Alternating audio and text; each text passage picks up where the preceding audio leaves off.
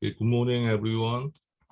Let me begin the conference with my greeting.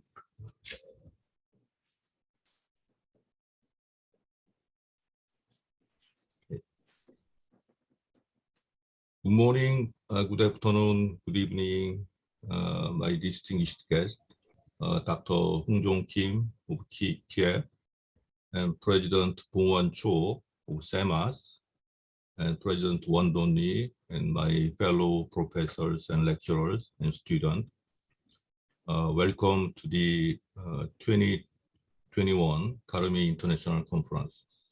I am Hongju Jung, Director of GIPRC, SKKU, the host institution of the KARMI. KARMI International Conference was started in 2018, 3 years ago, in Vientiane, Laos, to continue in 2019 in Ho Chi Minh City, Vietnam, and SKKU in 2020 for promotion of RMI risk management insurance education and knowledge sharing with the ASEAN countries.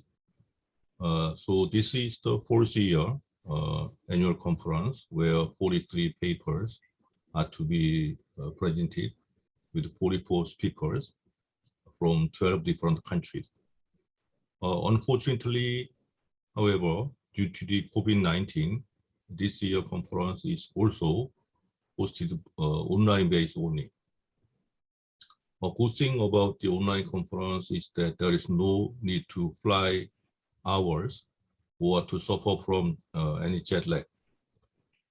And the best thing about this online conference is that there is no nice lunch or dinner usually provided by the host institution. So you can enjoy coffee or meals anytime during the conference. This year's agenda of the KARMI is the ESG, finance, and the ASEAN. According to the World Economic Forum 2021, the most critical risk that human beings face today is the environmental risk, such as climate change, natural disaster, contamination, or loss of biodiversity. The environmental risk substantially affects finance, economy, and society, and we need to develop a collaborative social risk management system. That is what is going to be presented by the 44 speakers, including 10 ASEAN lecturers from Myanmar, Vietnam, Indonesia, Laos, and Cambodia, who were trained for last 6 months by the GIPRC SKKU. I hope all the participants can enjoy the conference, which will be recorded for future audience. Thank you all, including my staff members in GIPRC who prepared for the KARMI 2021. Now we open the conference. Thank you.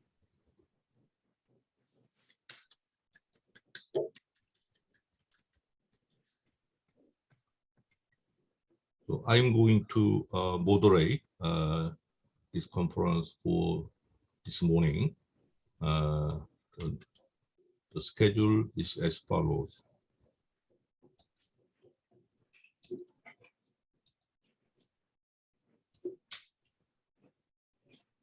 So next to me, I'm inviting Dr. Hong Kim of Kiev, Korea Institute of Economic Policy, the president, for the congratulatory remark. He is actually very busy, as all we know, but I could invite him because Dr. Kim and I went to same high school and university, the same department.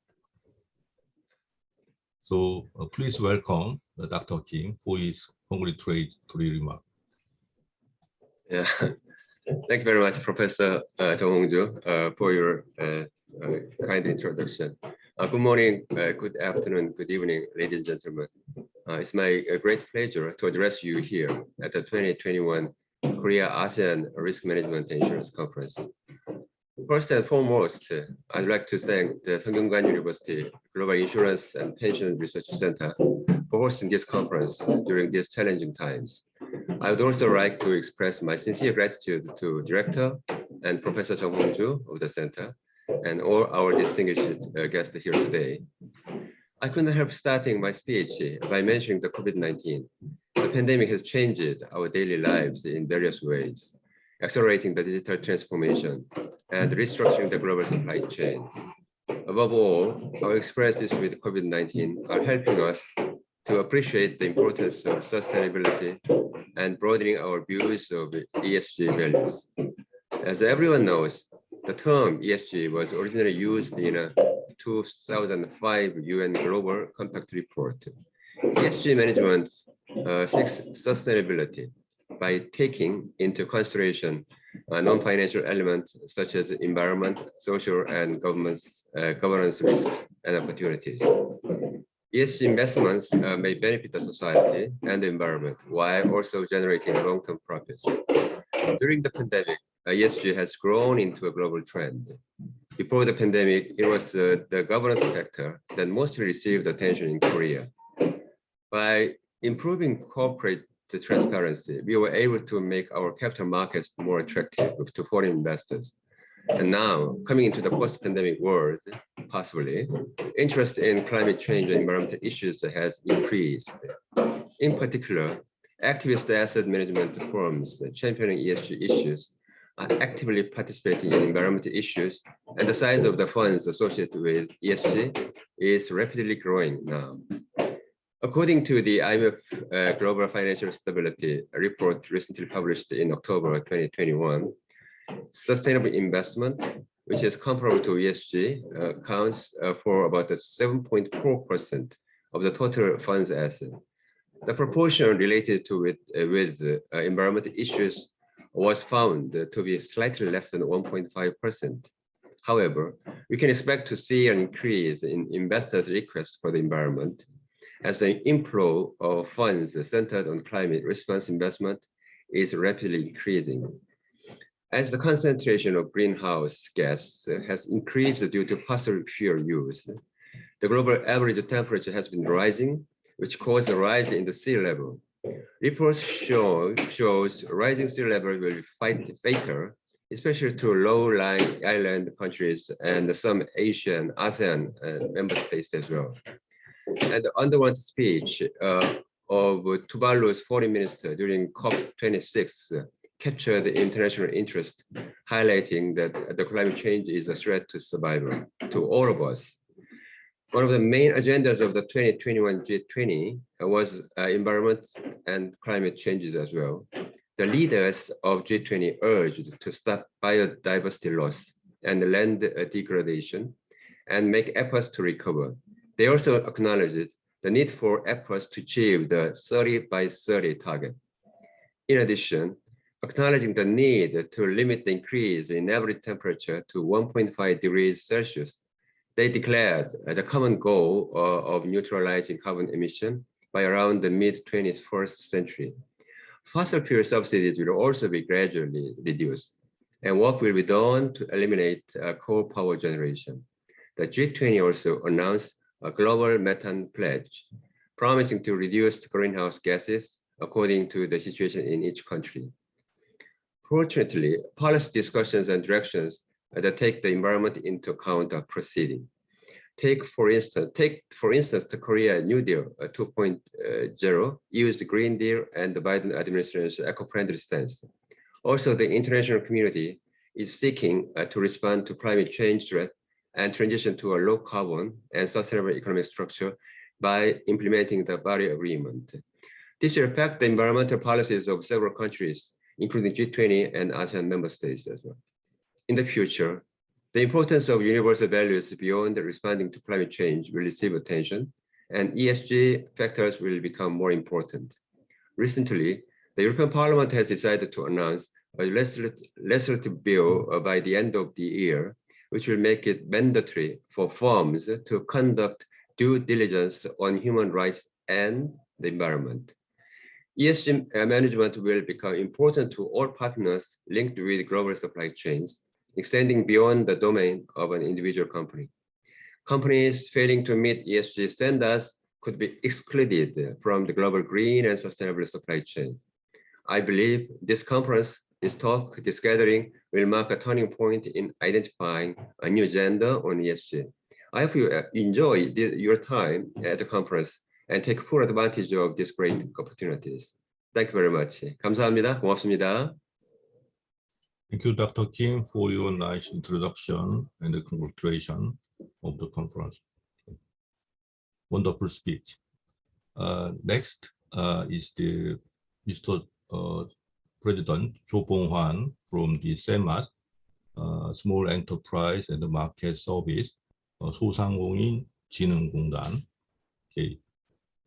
Before his speech, let me show you a video clip to introduce the SEMAT. Okay, for a minute. Okay. Mr. Cho is also very busy as Mr. Kim, Dr. Kim, but I also could invite him because he is also he went to the same high school and the university as I did. Okay. Welcome, President Cho, and please wait for a minute for your introduction of your organization. Ms. Lim.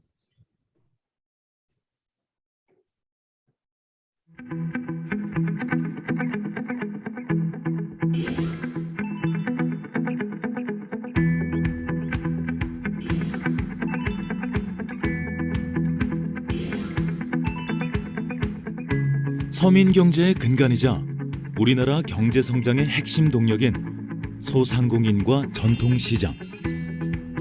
소상공인 시장진흥공단은 소상공인과 전통시장의 활성화를 위해 함께 뛰는 신뢰받고 행복 주는 소상공인 전통시장의 평생 파트너입니다.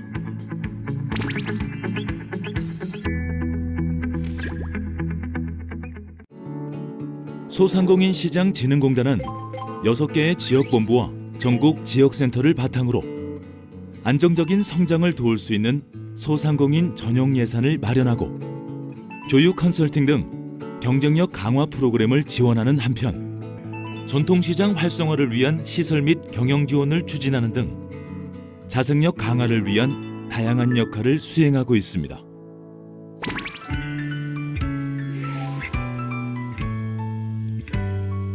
공단은 소상공인의 의지가 곧 활력과 희망이 될 수 있는 환경을 마련하고 있습니다.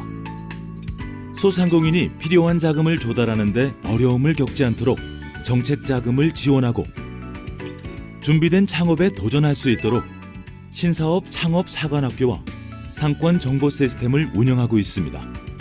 또한 소상공인의 역량을 강화하기 위한 협업, 컨설팅 및 기술 교육, 소상공인의 재기를 돕기 위한 원스톱 지원 사업 추진은 물론 성장 잠재력을 극대화할 다양한 활동을 지원하고 있습니다.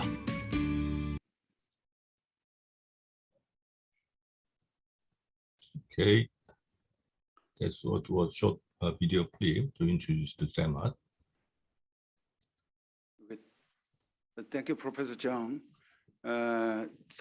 Sorry for the Korean version. For the next time, we will prepare the English version. Okay. Hello, everyone. Distinguished guests, ladies and gentlemen. I'm the president of the Small Enterprise and Market Service of Korea. I would like to start by extending my gratitude to Professor Hongju Jung of Sungkyunkwan University for hosting today's event and giving me the opportunity to give the keynote speech. I would also like to sincerely thank all the distinguished guests who are online to participate in the seminar. Today, I would like to briefly explain you the policies for Korean small and medium-sized enterprises and sustainable micro-enterprises. As although Korea has achieved a remarkable economic growth and is now leaping to a developed country. After the Korean War, thanks to the dedication of the people, businesses, and the government as a whole, we were able to achieve the success in such a short period of time. And now we are sharing our valuable experiences and know-hows with many other countries. Among them, I would like to talk about the development of SMEs today. In Korea, SMEs account for a large portion of the economy, especially in perspective of domestic employment and GDP contribution. It represents 99% of the number of businesses and 83% of the employment. As a driving force of economy growth and the root of industry, SMEs play an important role in our economy and society. Yet, they are very sensitive to inside and outside impacts.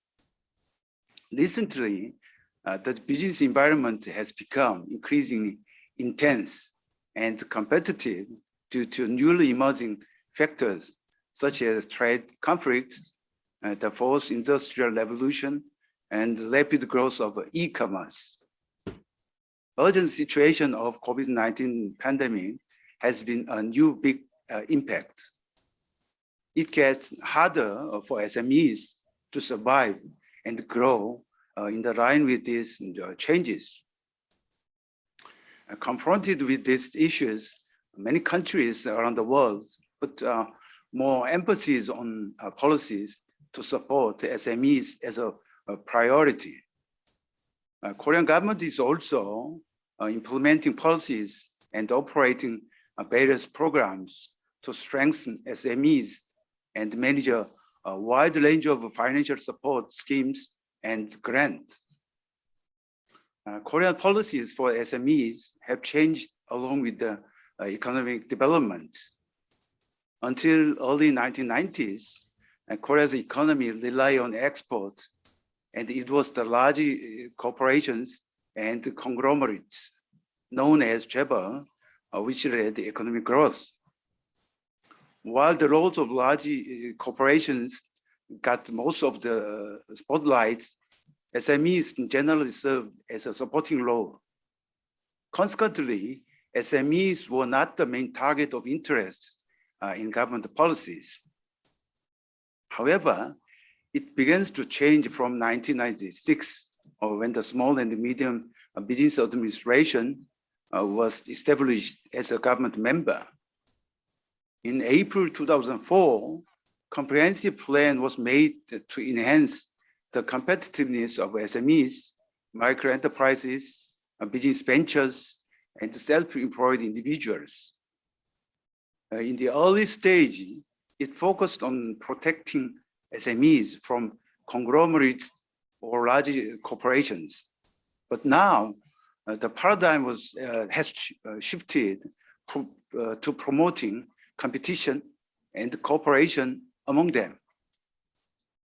In 2017, the Small and Medium Business Administration was enlarged from a government agency to the Ministry of SMEs and Startups. The ministry is responsible for the policies, laws, regulations, various plans, and the performance evaluation relating to SMEs. It has 10 affiliated public corporates which assist the ministry with executing policies and providing financial resources in the field. The 2021 budget, this year's budget for SMEs is about 32 trillion Korean won. 32 trillion Korean won means approximately 30 billion US dollars, which account for about 5%, 5.3%, around 5% of the government budget. The budget has increased for the past 5 years, particularly during the past 2 years of the COVID-19 pandemic crisis. Let's take a closer look at Korea's SME policies in more detail. First is policies to support for starting a business. Starting a business requires a lot of preparation, including planning, surveying, and funding. And Korean government offers training sessions, helps developing business models, learns tech incubator programs for startups. We call it TIPS or the TIPS Town, and provide spaces for business. It also learns 18 creative economic innovation centers to spread the technology and expertise of a successful business. Second is policies to support for growing a business.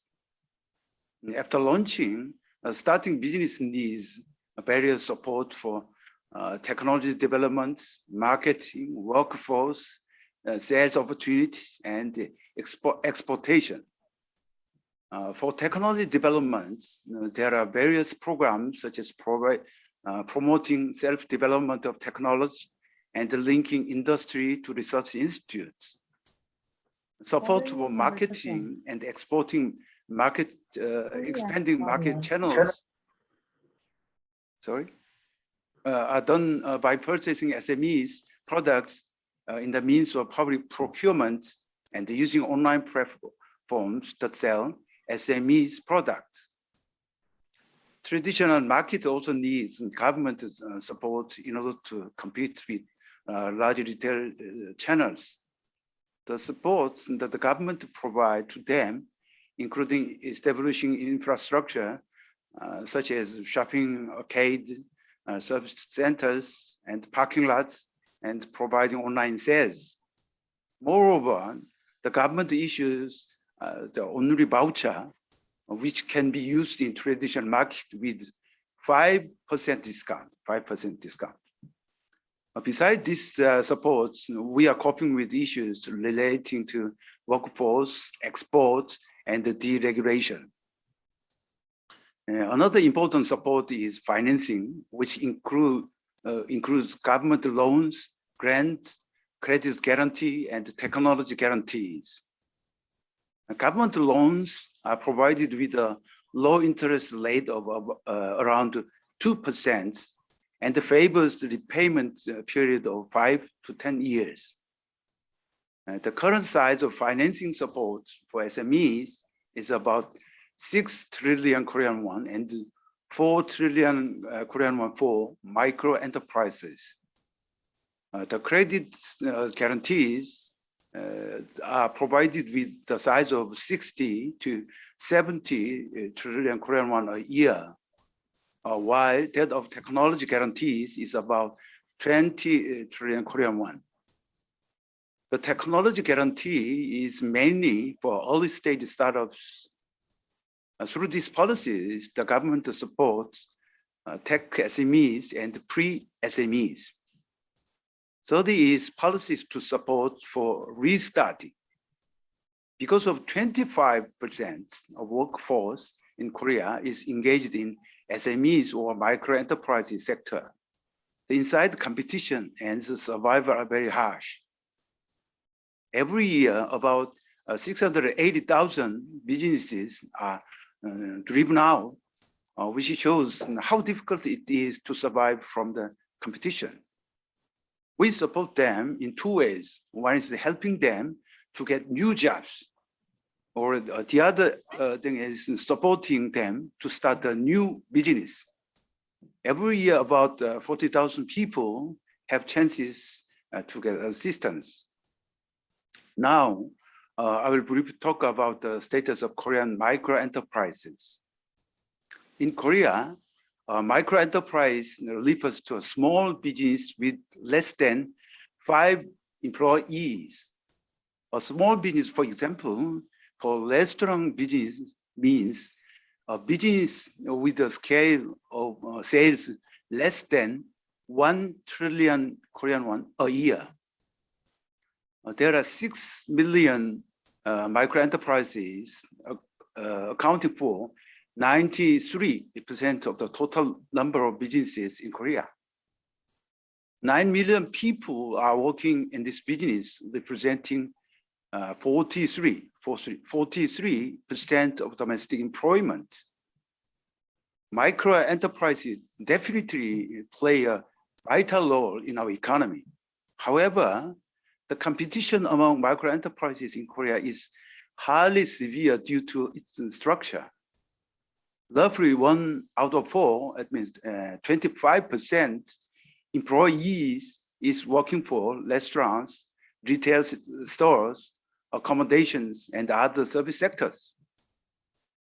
The ratio is quite high compared to that of EU, 15%, or Japan, 14%. High ratio comes from low level of labor employment and insufficient social security for retiring people. It is hard for micro enterprises to make profit and even survive. Even though quite challenging under these circumstances, the government operates the policies for them. In general, the policies for micro enterprises are not much different from those of SMEs. We are implementing various policies in a timely manner according to economic and business environments. My public corporate, SEMAS, SEMAS is also working for these micro enterprises with the Ministry of SMEs and Startups. Let me share our own experience of implementing policies for micro enterprises in responding to the COVID-19 pandemic. The enterprises have been hit by the COVID-19 and suffered the most for the past 2 years. Although they are gradually recovering as the COVID-19 restrictions ended, it is need more time to get back to normal. The situation was for the last week, but this week it changes day by day. So the situation is somewhat serious. Anyway, for the last 2 years, SEMAS has provided emergency loans, grants, and subsidies to the suffering micro enterprises. Firstly, a disaster relief grant, the amount 16 trillion Korean won has been paid out 4 times throughout 1 year from September last year to October this year. We compiled a list of 2 to 3 million eligible applicants by using the National Tax Service database. When they applied online, we sent grant money directly to their bank account within 1 week in most cases. For the first relief package, about 1.9 trillion Korean won was paid out to 73% of eligible applicants in 3 days. Secondly, the loss compensation scheme is enacted by the related law. The loss compensation scheme has been enacted 2 months ago and implemented recently. Even though the 4 relief grants were given by some fixed amount unit of money, this scheme is offering compensation in preparation of their losses caused by the government's preventing measures against the epidemic. We are compiling a list of about 700,000 eligible applicants from the National Tax Service database. It is expected that more than 2 trillion Korean won is paid. Thirdly, the government has provided 12 trillion Korean won of low interest rate loans to small business that suffer the financial pressure due to decline in sales caused by lockdown and related restrictions. In addition to that, the government encourages commercial banks to participate in supporting them. Consequently, small businesses with low credit could get financial support from my organization, SEMAS, while those with high credit could access to loans from commercial banks. As SEMAS made about 70,000 emergency loans of 10 million Korean won per person with around 2% interest rate from March to April last year. During this period, the process was done in offline, which caused a lot of inconvenience to the micro enterprises. To solve the problem that arose therefrom, we made online service platform in 6 months. By using this online platform, we were able to offer loans to 2.5 trillion Korean won to those who have low quality and maintain their employees under the COVID-19 without time delay and the other inconveniences. Lastly, SEMAS offers closing micro enterprises during the pandemic period, the financing support of 500,000 Korean won and some proportion of removal costs up to 12 million Korean won. It is to help them to restart their businesses or find new jobs. We are also running several programs to help them recover from the business closure. We help them with providing exit strategy and legal advices and giving training chances for new employments. And now I'm closing. As I explained, the small, medium, and micro enterprise are key actors of our economy and society. They have sustained our economy and help our daily lives and community keep learning smoothly. This is why we should have a better understanding of their multifunctionality and crucial roles in within a society. Also, it is necessary to provide them with the right supports in the right place at the right time. I believe that today's discussion will contribute to many policies, including those related to the SMEs. In this regard, I would like to ask you to share your ideas and valuable experiences with one another. Thank you for your attention. Thank you. Thank you, Professor Chung. Okay, thank you, Mr. Cho, for your informative keynote speech and sharing your experience with us. Okay. As he said, the small business and markets are the vital element in Korean economy and society, like in all the ASEAN countries, but which are severely damaged by COVID-19, which makes Mr. Cho very, very busy these days.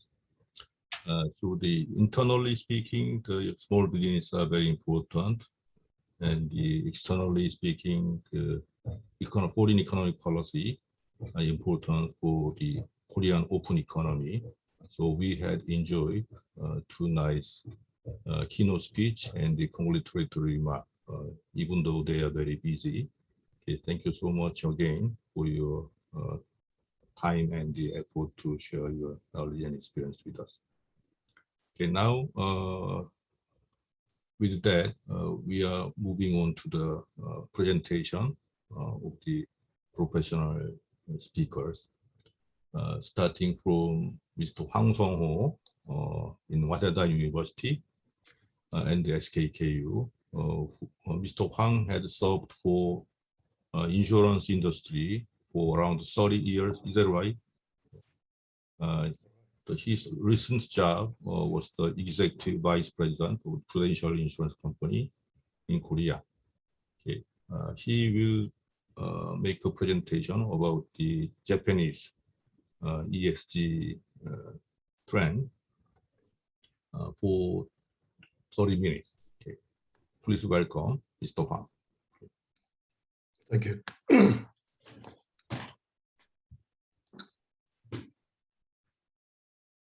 Hello, everybody. And good morning, ladies and gentlemen. So, is there materials is not, I will have to share the. Yeah, you may share your screen by yourself, if Okay. possible.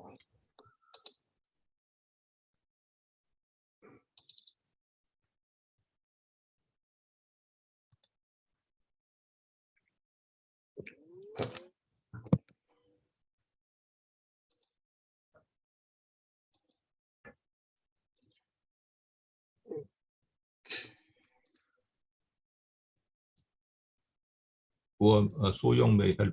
Okay. Oh, it's okay? Yeah. Okay.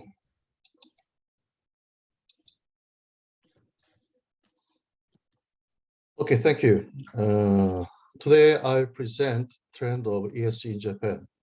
And there's four topics is first the ESG in Japan and all of GPIF in Japan and ESG rating, and then the effect of the Japan insurance industry. So before I introduce myself, and thanks for Professor Zhang to invite me in this conference. So my name is Song Huang. I'm now studying the doctor program in Waseda University.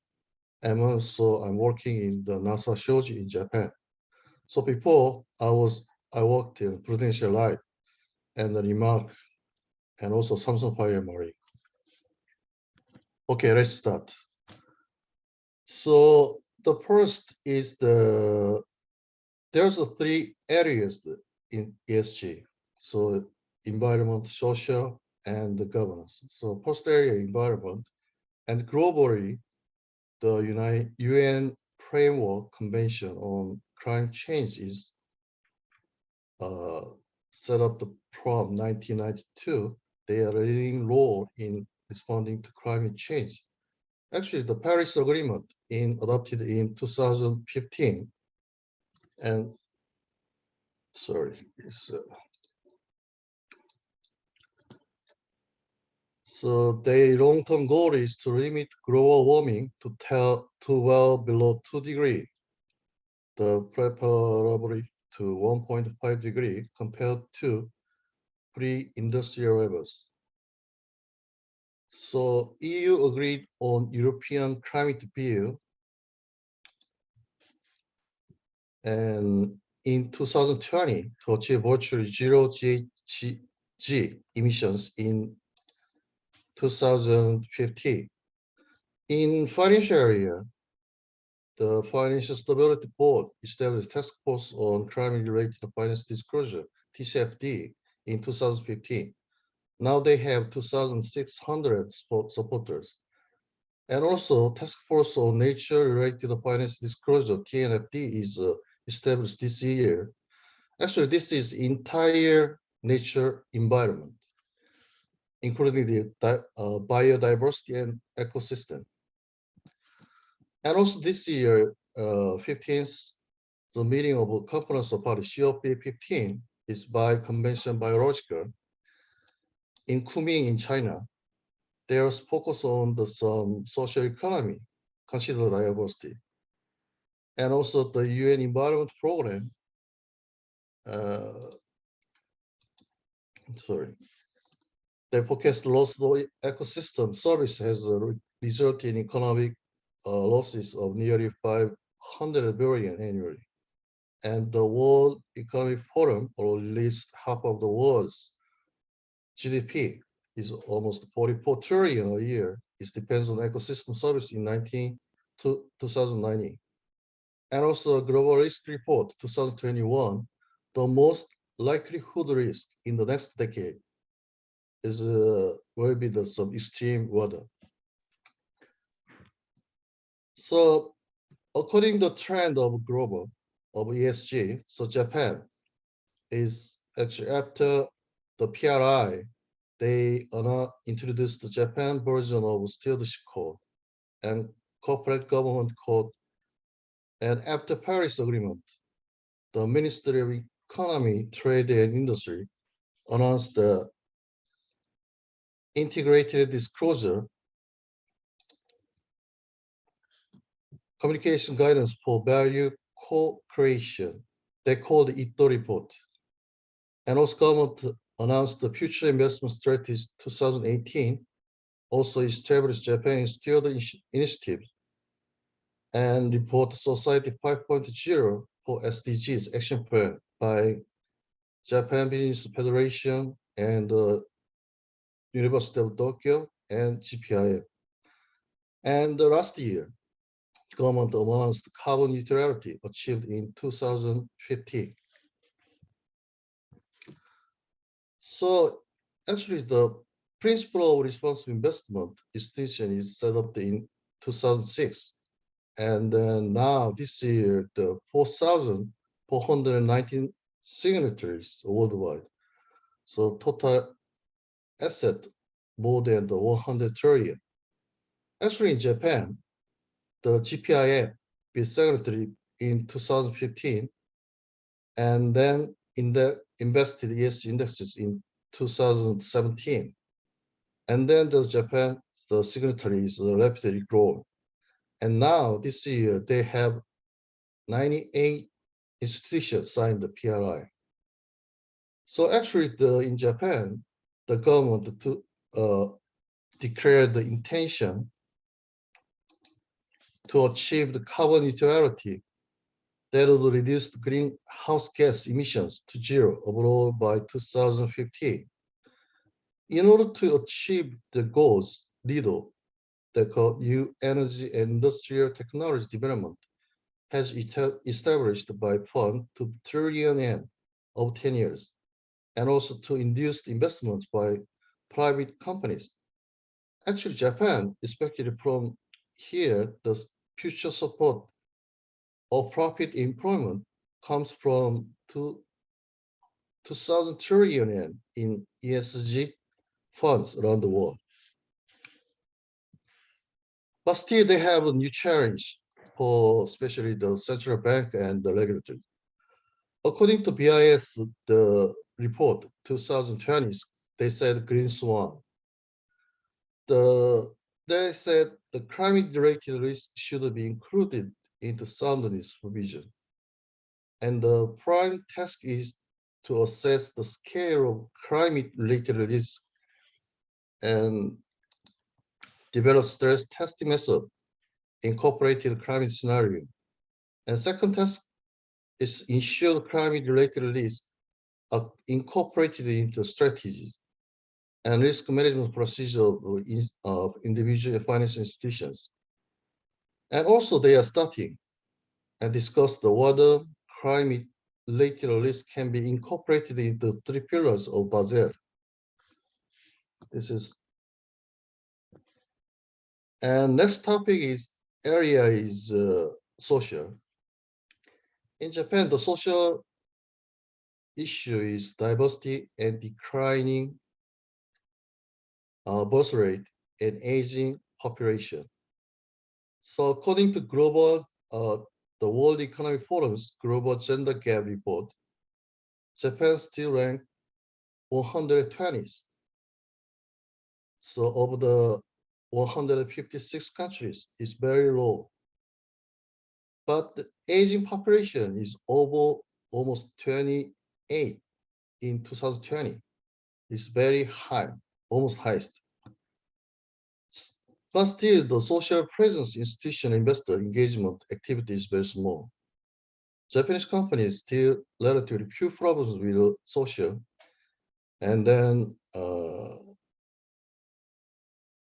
the GPIF's ESG indexes, they have one of the theme type, and MSCI Japan Stock Women's Participation Index.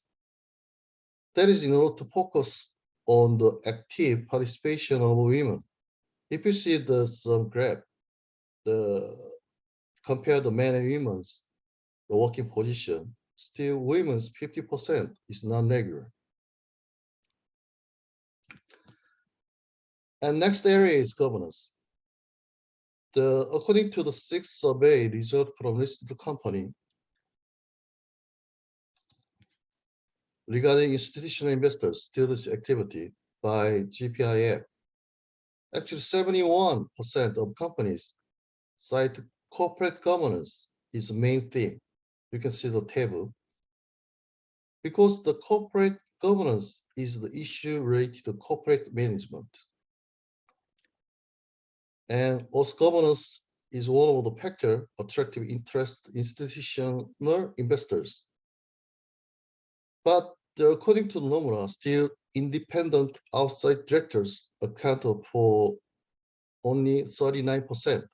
This is very low compared to United States 85%. Actually, the why Japanese companies have been less profitable for a long time. So the corporate governance has become very strong conscious of measures to achieve sustainable growth and the increased corporate value over the mid and long term. So according to Global Sustainable Investment Alliance, ESG investment in 2020 is reached the 35 trillion US dollars in 5 major markets. And Japan covered 2.8 US dollars.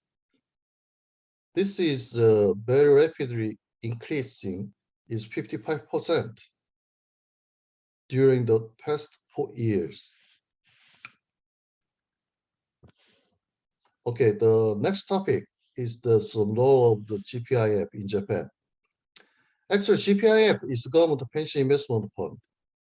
So GPIF, which is part of the Japan Pension Management, assigned the PRI in 2015, and then start ESG investment in July 2017, and also announced the support for TCFD in 2018. The result of 2021, GPIF had 186 trillion in assets under management and ESG integration. Actually, the total assets in Japan, they are 358 trillion in 2020. This is it means the GPIF have a very huge asset. So I think there's the 3 roles by the GPIF in the ESG finance market. The first is leading GPIF, leading the ESG market. So according to ESG activities report and the stewardship activity report, the GPIF performance, the stewardship responsibility that promote ESG activities and the sustainable growth of the market as a whole. The second role is improve ESG rating methodology. Actually, for GPIF investment is passive investment. It's a index provider, ESG rating agency is very important role.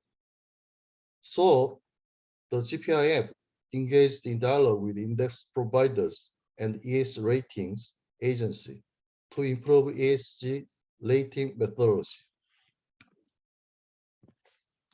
And third is they governing the ESG rating agency and index provider. So GPIF conducts due diligence of index providers and ESG ratings agency when selecting ESG indexes. So assess governance structure of these companies to ensure transparency and neutrality. So you can see the graph. They all reported every year the analysis correlationship between FTSE and MSCI ESG scoring. So we can see the correlation is a little low between the two agency companies. Okay, next. The third topic is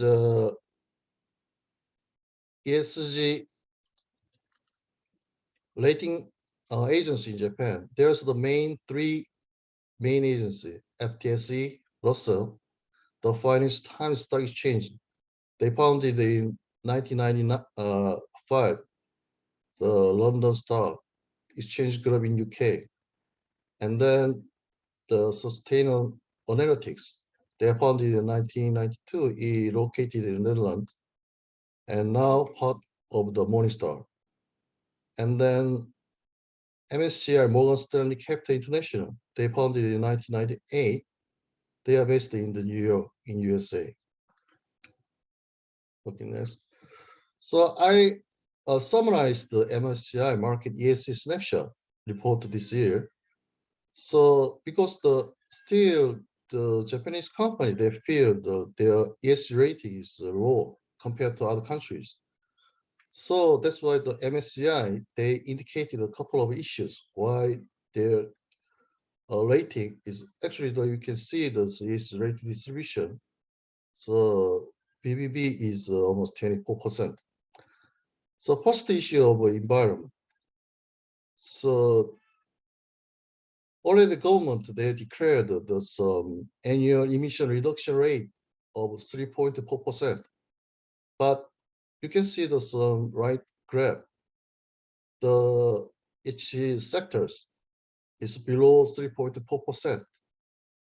That means this result suggests that most companies may face the risk of rising compliance costs to follow the 3.4% target.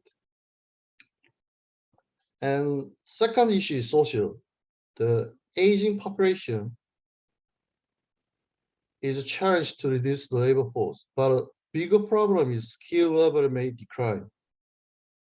And also they depend on the non-regular workers. That must be a risk when companies face to human resource with a skill be required in the future. And also you can see this graph. In Japan, non-regular worker is 41%, is highest in compared to other countries. And other issue is governance. Actually, due to the revision of the corporate governance code in 2021, the board of director companies must have at least 1/3 of the outside directors. But still, this is the MSCI's companies, the 39%. So it's compared to 76 to international. It's very low. And also some issues, key governance issues also they have. So this is some compared to ESG ranking of Japan between the FTSE and the MSCI. Both of agencies, they rank a middle. The FTSE is the 2.5 in Japan, and the MSCI is a 5.7. I think MSCI is a little higher than FTSE. So I think it's a little interesting is India is higher than Japan by the FTSE. I think this is, you can see the graph, the rate of improvement FTSE ESG rating by country. India is a very high score. That's why I think India is higher than Japan. Okay, so the first topic of the ESG effect on the insurance market.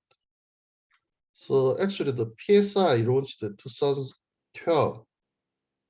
And now they have the over 180 organizations worldwide adopted for PSI is more than 25% of premium, and total asset under management is 14 trillion US dollars. But this is not a legally binding, but they are used as insurance rating criteria in the Dow Jones and the FTSE. Japan non-life insurance company, the Mitsui Sumitomo, Sompo Japan, Tokyo Marine have signed the PSI. Life area. In 2019, Life Insurance Association issues ESG investment and loan guideline for life insurance. The first, that's the resolution of social issue, including environmental issue through asset management. The second, in principle, companies do not invest and rent the companies who relate to the manufacture, such as weapons.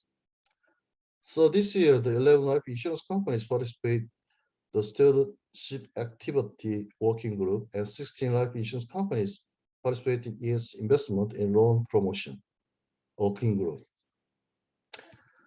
So I summarized a couple of the case of each companies.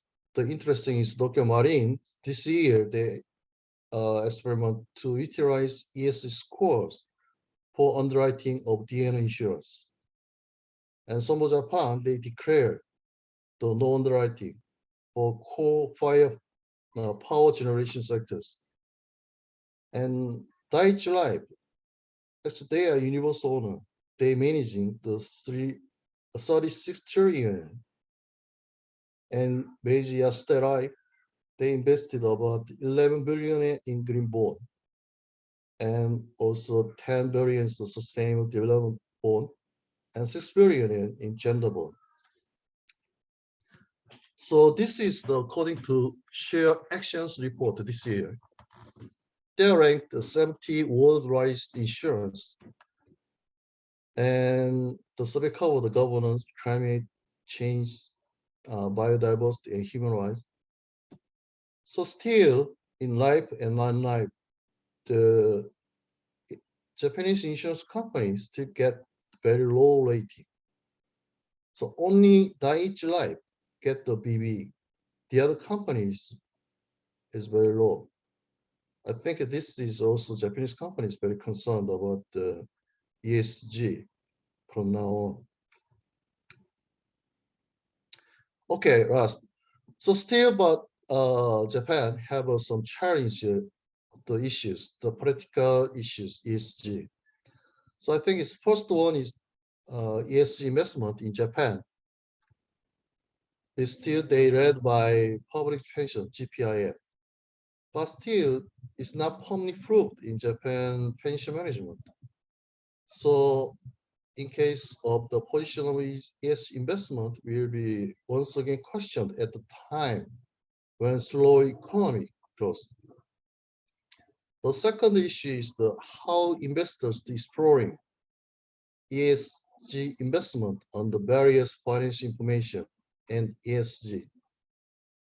So this is Tamura and Ishimoto.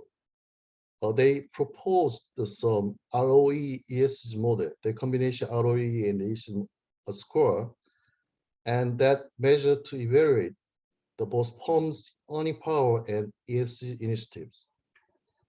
The second issue is how to make sure about the relationship between ESG factors and the monetary returns. This is according to Hideki Hashimoto analysis between the return and ESG score. The result showed the verification is the return on equity investment to companies with the high ESG scores was not necessarily significantly positive, but had a certain positive effect. It means still the period of ESG investment is very short, so they need more further analysis in the future. The last, the how to improve the comparative of ESG evaluation and overcome the current practice of ESG index variability. So Ochi Nobuhito suggests the AI can be toward realization of ESG ecosystem. Okay, that is all I prepared the presentation. Next is the reference. Thank you. Okay, Thanks a lot, Mr. Huang, for your very detailed introduction of the Japanese ESG. I haven't known that Japan has focused on the environmental issues rather than, I mean, they got the relatively lower score in the environmental issue and also lower than the, India, while they are focusing on the development of the governance issues. Very interesting. Thank you. Now, if you have any questions about the Japanese ESG development and issues, please contact Mr. Huang directly with email or anything else. With that, Anytime. we are closing the presentation of the Mr. Huang and moving to the this is Aram Choi, Dr. Aram Choi, for presentation of the ESG again. Thank you.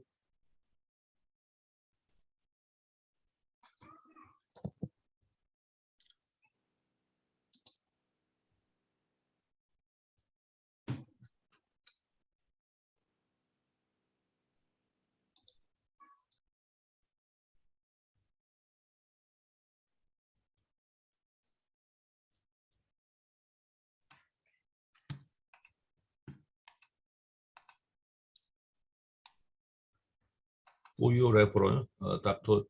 Aram Choi also had the experience to visit Waseda University some years ago.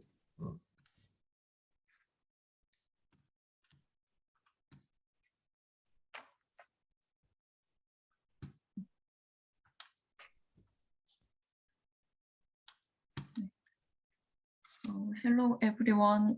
My name is Aram Choi.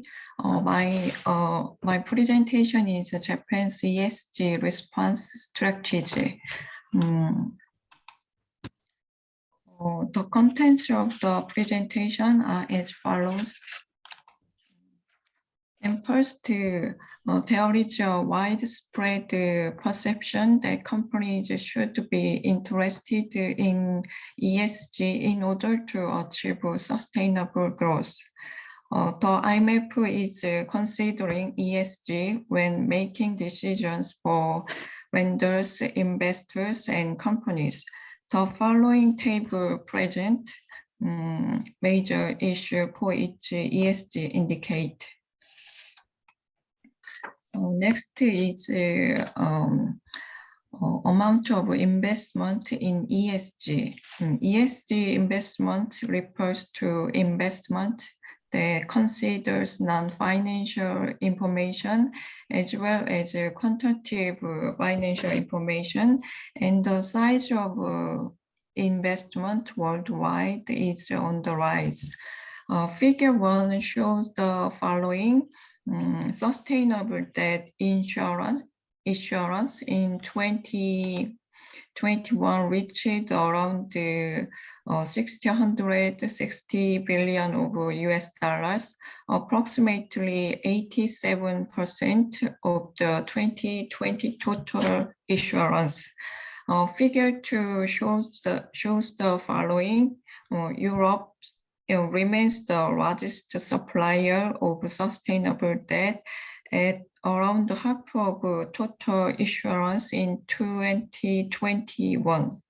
Supranationals, Asia Pacific and Western Hemisphere are experiencing the strongest momentum, with the issuance in 2021 tracking at more than 19% of 2020 levels. Next is the current status of ESG in Japan.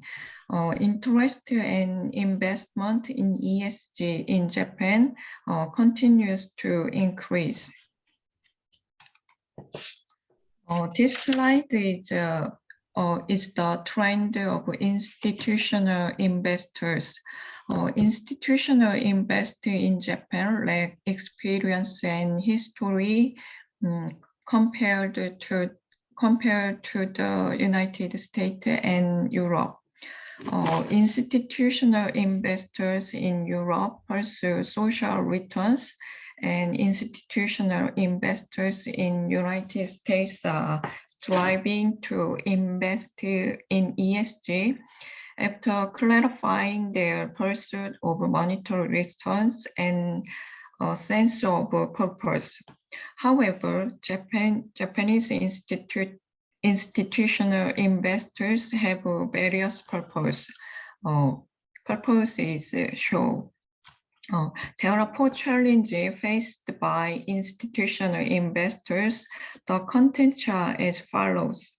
The number of Japanese institutional investors increased from 13 in 2011 to 95 in 2021.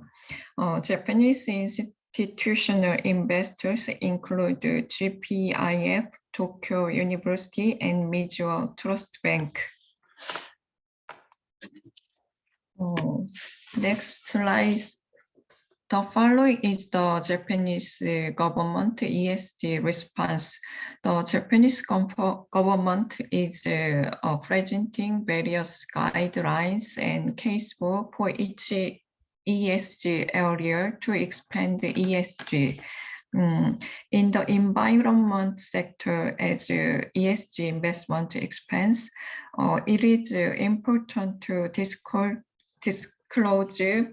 corporate information that allow investors to properly evaluate risk and opportunity related to climate change. Ministry of Economy, Trade and Industry and Ministry of the Environment are presenting guidelines for information disclosure related to climate change. Next slide is the society sector. The society sector has fewer government level guidelines compared to the environment and governance. This guideline present diversity management, utilization of various talent, disclosure of information, and dialogue in the labor market and capital market. This table presents the main content of diversity management. Next slide is governance sectors. The Japanese government has set capital productivity as its top priority in governance reform, strengthen the corporate governance to cope with the global competition, and strengthen the role of the board of directors. These contents are specifies in Japan Reliable Strategy 2014. This is guideline related to governance presented by the Ministry of Economy, Trade and Industry and Financial Service Agency. Look at the Japanese government policy by ESG area. Japan's emphasized the importance of establishing a governance structure aimed at improving corporate value through balance between financial and non-financial aspects. It also seeks to promote how to include and control this as opportunity and risk. This slide is a strategic use of ESG in corporate management. Japanese company focus on changes in stakeholders as the background for realizing social tasks. It is desirable to define it as a response to increase the ability to manage risk and acquire opportunities related to social tasks in management. it is important for company to gain sympathy from stakeholders for sustainable growth.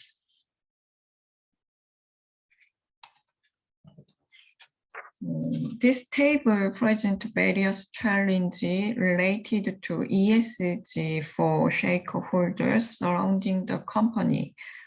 Changes in stakeholders require the transformation from companies. Companies need to recognize change in stakeholders and maintain good relationship with them. In addition, companies should recognize response to ESG as an important task for sustainability.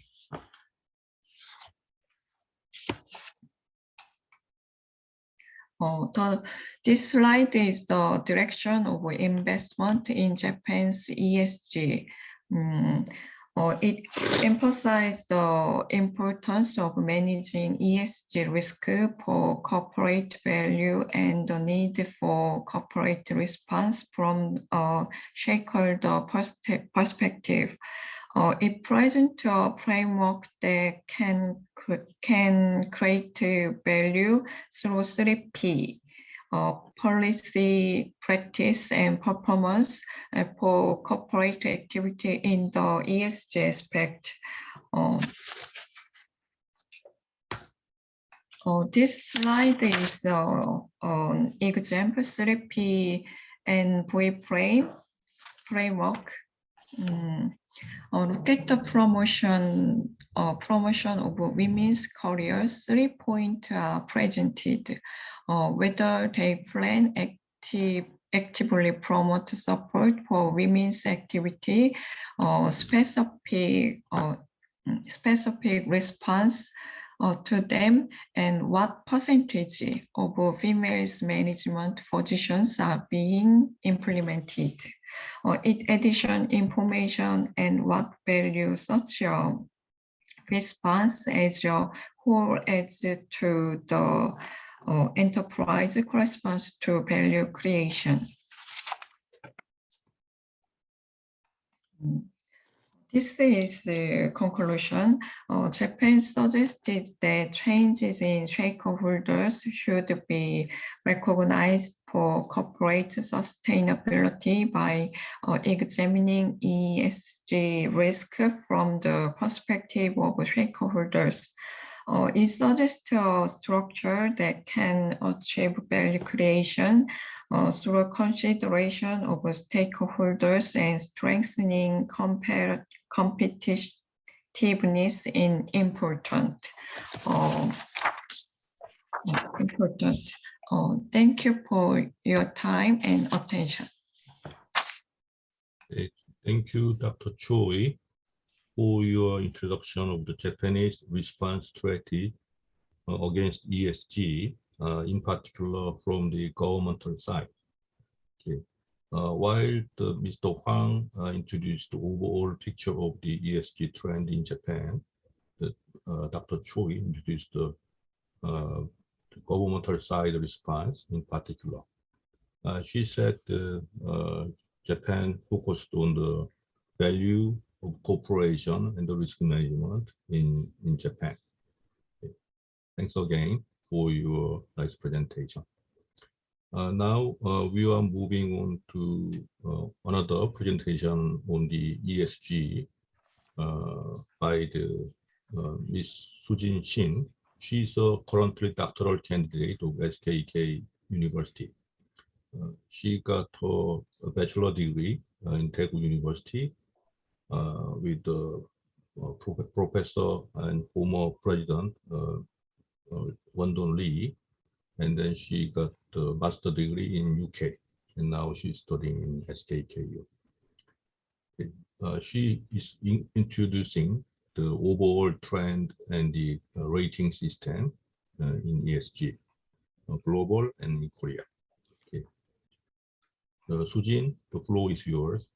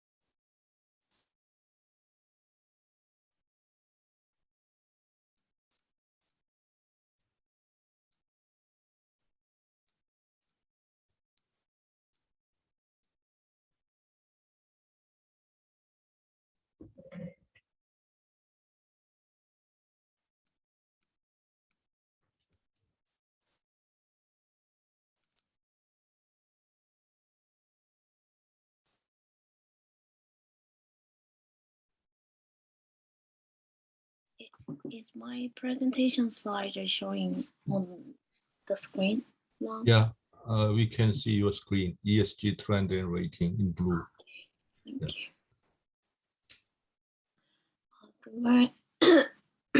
Good morning. My name is Sujin Shin from Sungkyungan University.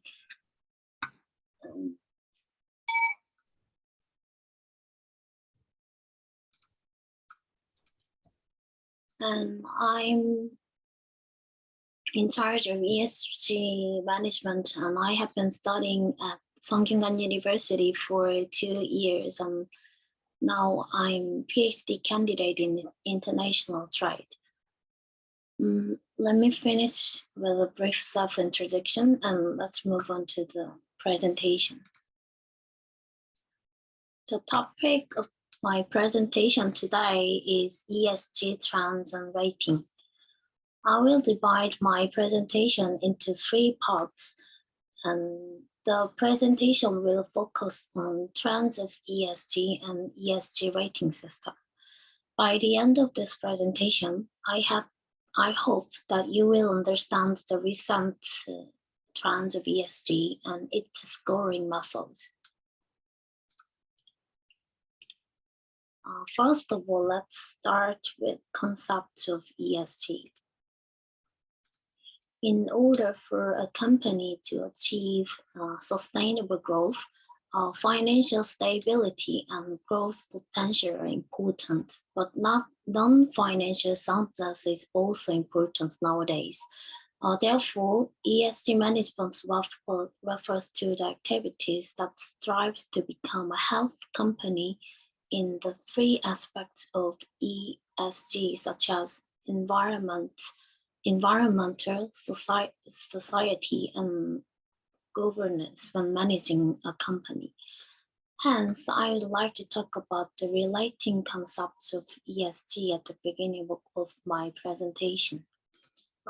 There are 3 representative concepts related with ESG, such as corporate social responsibility, sustainable investment, and social responsibility investment. First, CSR is often referred to as a concept similar to ESG. CSR can be said to be an independent good deed of a company whose subject is a company, and ESG can be said to be an investor-focused activity whose subject is an investor. Second, ESG management is often used synonymously with sustainable investment and social responsibility investment. And social responsibility investment is combining the concepts of social responsibility and investment in which economic growth, social welfare, and the environment are mutually balanced. Likewise, there are several terms which causes confusion that ESG investment is an activity that excludes profitability for good purposes. Therefore, it is necessary to present a clear definition of ESG management in accurate comparison with other investments. Based on the UN principles for responsible investment, specific examples of ESG tasks are showing on this slide. Looking at the environmental sector, the specific examples are climate change, pollution, resource depletion, waste, and deforestation. The environment is the most representative area that brings external effects on corporate management. In particular, since the environment tends to deteriorate when the quality of life is improved, it has a trade-off with the quality of life. And then let's move on to social sector. And it includes human rights, modern slave, child labor, working condition, and employment relationship. If management is done in the right way, corporate management activities will help solve the social problems. Lastly, the governance sector includes whether the board of directors properly manages the management, whether checks and balances are established within the company, whether information is transparent, and whether it is not involved in illegal activities such as bribery, money laundering, and tax evasion.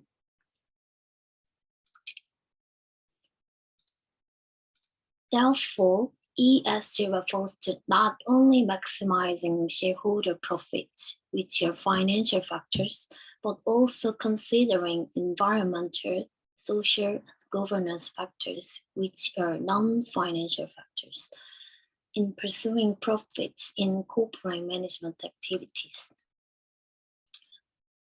We've looked at the concept of ESG, and now let's take a look at the history of sustainable management to catch the emergence of ESG. The concept of ESG can be seen as an extension of the development process of sustainable management. From 1760 to 1830, the period of first industrial revolution, the average income and population increased due to the mechanization using power. Therefore, it became the origin of environmental movement to reduce the level of smoke pollution caused by steam engines and stoves. And then during second industrial revolution period, scientific management has developed due to the rapid spread of electricity use, standardization, and industrialization. And the Core Smoke Abatement Society was formed to alleviate air pollution.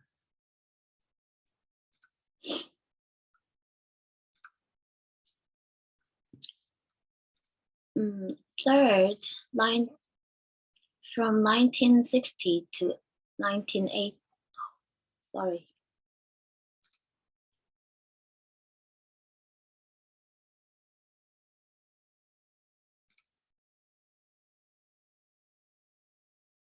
So during 1960 to 1980, the revitalization of the market economy has spread water pollution.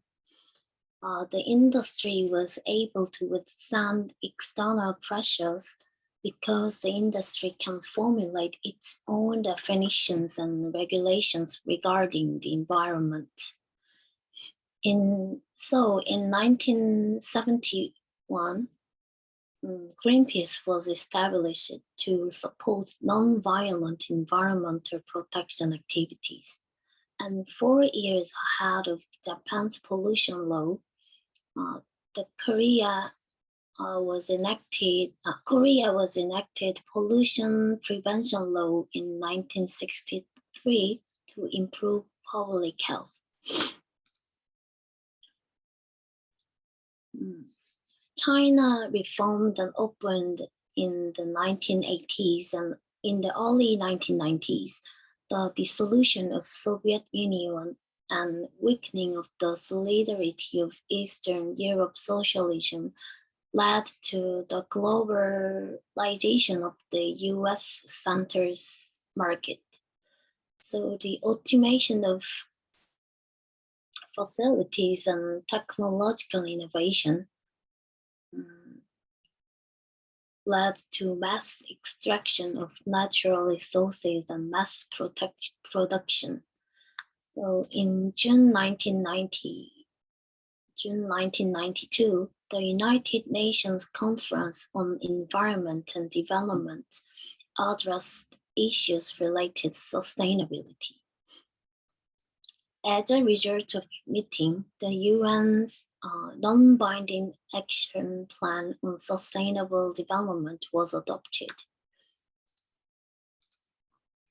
And in addition, in December 1997, the Kyoto Protocol, which is a commitment between the parties to reduce greenhouse gas emission, was adopted at the third conference of the parties to the Convention on Climate Change.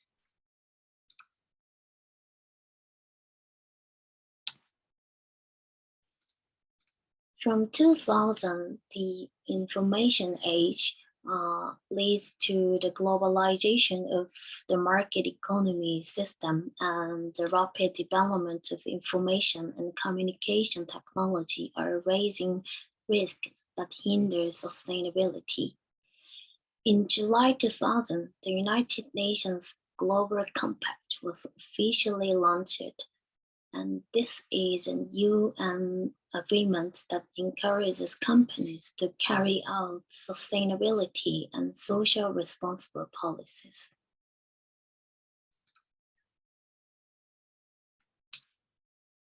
Likewise, which brings me the next slide on changes in management quality with the trend of the times.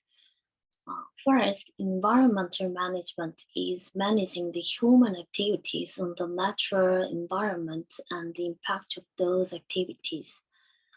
Second, social responsibility management is pursuing environmental management, ethical management, social contribution, and profits for the entire society, including workers, while conducting production and business activities.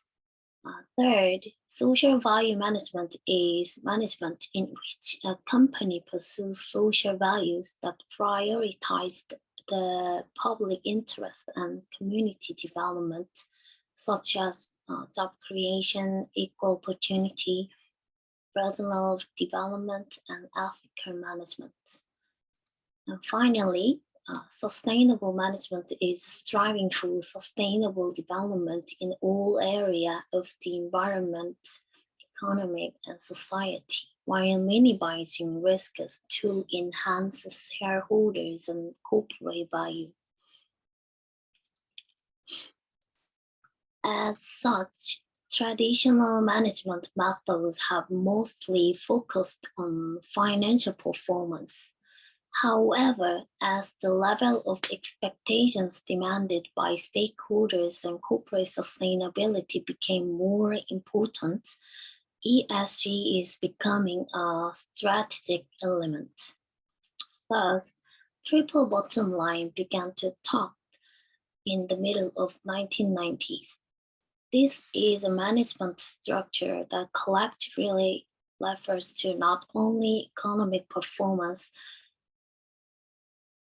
of the company, but also the social and environmental performance. And in 1996, ISO 14001 environmental management system appeared and started to manage environmental problems. As a result, economic profits were created and environmental performance was improved at the same time. After that, a draft of global reporting initiative standards was prepared in 1997, and it was officially established in 2000. And next, and GRI standards are the global standards for sustainability reporting, including economic, environmental, and social indicators. And lastly, in 2015, as the deadline for the Millennium Development Goals expired, the UN enacted the Sustainable Development Goals to realize the ideal of sustainable development as a goal to achieve by 2030. In this way, these four projects have laid the foundation for establishing ESG goals. Following this trend, in 2006, the United Nations Responsible Investment Principles Secretariat to promote cooperation among members. PRI refers to the principles applied when a company or pension funds invests in capital in consideration of ESG factors. There are 3,000 asset managers and investment institutions around the world that have signed in implementation of the PRI, including Korea's National Pension Service, the Korea Corporate Governance Service, and Sustinvest. ESG management refers to corporate activities that comply with the PRI and observe the three aspects of ESG in order to become a sound company in the three aspects of ESG in corporate management. Moving on to the next slide, I will explain the recent trends of ESG. Looking at the research trends over the past 10 years, studies were conducted using ESG evaluation indicators. Most of the research was carried out in the field related to the manufacturing industry. And the research keywords for 10 years were corporate value, governance, accounting transparency, sustainability, and sustainable investment. Among them, research on corporate value occupied the highest proportion. Researchers mainly use the Korea Corporate Governance Services ESG rating in their research as the non-financial metric. And recent major issue of ESG is the need for standardization of different ESG evaluation rating systems for each ESG evaluation institution. In this regard, it is necessary for domestic ESG evaluation agencies and the government to reconsider the flow of the European Commission's ESG evaluation. Next, let's look at the flow of ESG investment in Korea. The Korea Exchange has been disclosing ESG ratings of listed companies since 2017. ESG bonds include sustainable bonds that combine the characteristics of green bonds and social bonds. The graph on the left shows the trends of domestic ESG bond issuance in the first half of 2021. As the issuance of green bonds and sustainable bonds by general companies expanded at the beginning of the years, the issuance of ESG bonds also surged until June at the same year. The issuance of ESG bonds, including green bonds, social bonds, and sustainable bonds, recorded about 5.1 trillion won in July, but exceeded 11.32 trillion won in April. This phenomenon is because that the government emphasized the role of inclusive finance and the interest and investment in eco-friendly issues are increasing.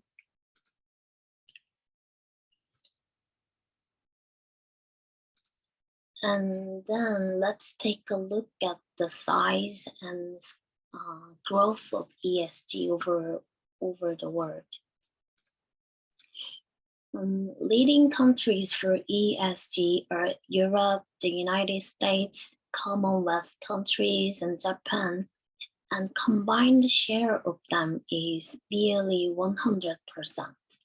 In particular, Europe is a strong player leading the global ESG market, but there are evaluations that its growth has slowed.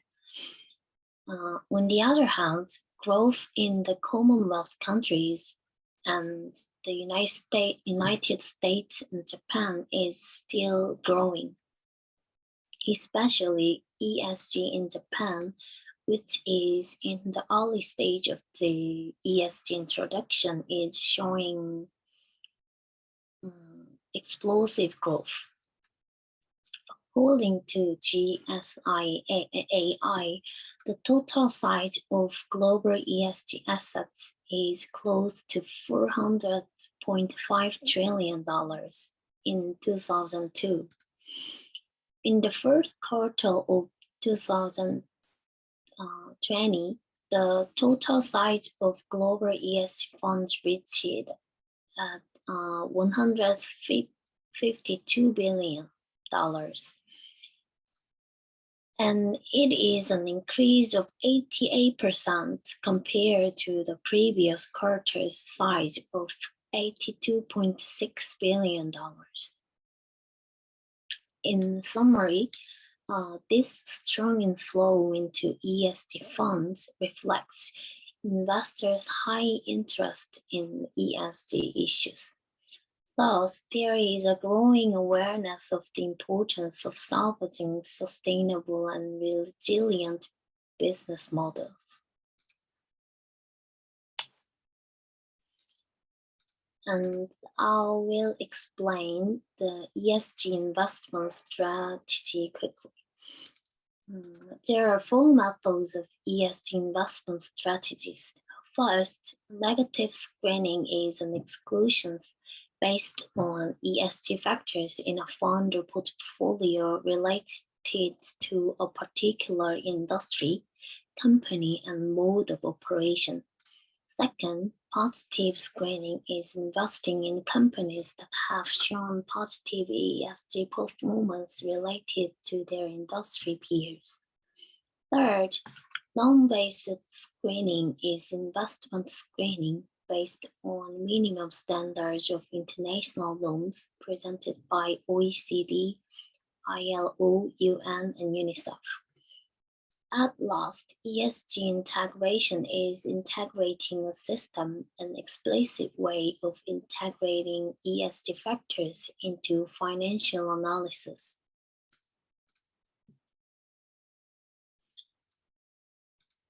Despite various ESG investment strategies, there is a gap between the ideals and the ESG investment. According to Statista, the global asset management company ranking of total asset is the top 5 asset managers in the world, and they control 25% of global assets under management. The top 10 asset managers account for 36%.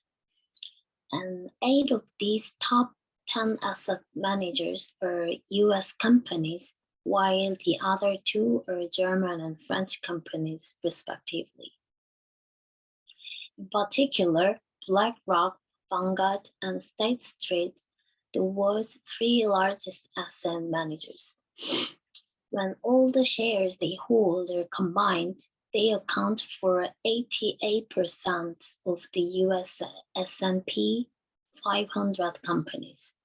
Therefore, it can be seen that the global economic policy is based on the close relationship with Wall Street. Moving on to the next slide, we will have a look at domestic and overseas activities to spread ESG management. At the beginning of 2020, the Euro Commission issued an agenda to develop standards for non-financial disclosure. Accordingly, 5 organizations, including GRI, SASB, IRRC, CDSB, and CDP, agreed to establish a common standard in September 2020 and published the draft in December of the same year. In addition, by making the sustainability reports mandatory, ESG information should be made mandatory for KOSPI-listed companies with assets of 2 trillion won or more from 2025, and it was decided to expand to all KOSPI-listed companies by 2030. The stewardship code is a system in which institutional investors intervene in corporate decision-making through the exercise of their voting rights. EU has imposed a tax on non-recyclable plastic packaging waste from January 2021. And lastly, in February 2019, the Capital Markets Act was amended and listed companies with total assets of 2 trillion won or more without having female executive must include at least one female registered executive on the board of the directors by July 2022. And it has been previously explained that companies will be required to disclose ESG-related information in stages from now on. However, in order to evaluate ESG, information disclosure must be prioritized and data must be collected. In addition, in order to provide such data, companies should establish a strategy to identify the target, motive, and industry characteristics and current status of ESG information disclosure. Therefore, it is urgent to prepare a standard that can increase the reliability of ESG information. Hence, in this chapter, ESG evaluation methodologies and evaluation agencies will be reviewed, and the presentation will be concluded. In the ESG market, global rating agencies such as MSCI, Sustainalytics, Thomson Reuters, and FTSE for Good took the lead and showed active activities such as developing ESG indexes as well as specific indexes for individual investors. However, pioneer of non-financial evaluation had a lot of difficulties in collecting appropriate data to be used for evaluation. In addition, the evaluation method of ESG evaluation agencies are different. Therefore, the need for a standardization of ESG evaluation methodology is emerging. Let's move on to the next slide. As the demand for ESG information disclosure increase, ESG evaluation also affects strategic decision of companies. And in the future, it is predicted that only a small number of companies will survive because companies are integrated through gathering.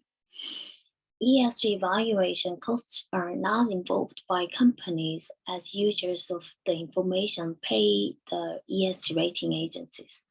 However, there is also criticism that investors who use ESG information may unfairly undermine or overestimate the value of the company being evaluated by colluding with ESG rating agencies. To isolate these distortions, it may be helpful to use information from multiple ESG rating agencies rather than relying on information from a single ESG rating agency. Let me elaborate on the various ESG rating methods from the next slide.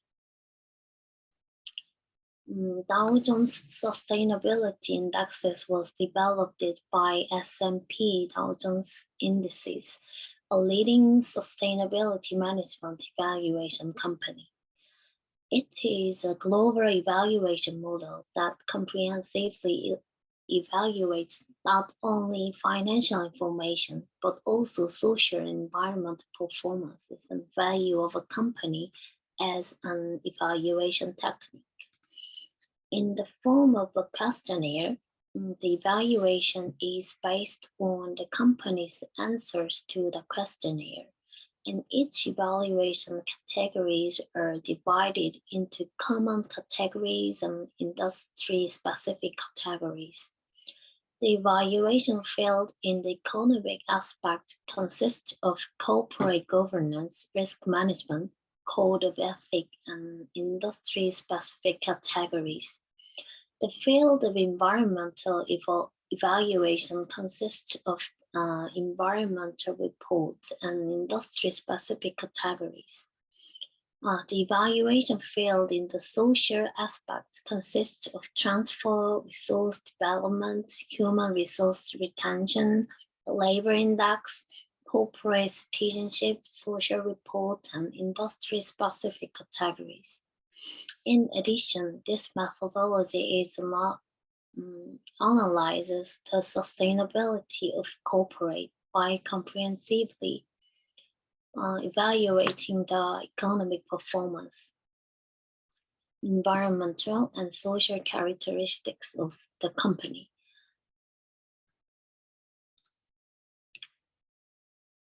And next, let me introduce another ESG rating method.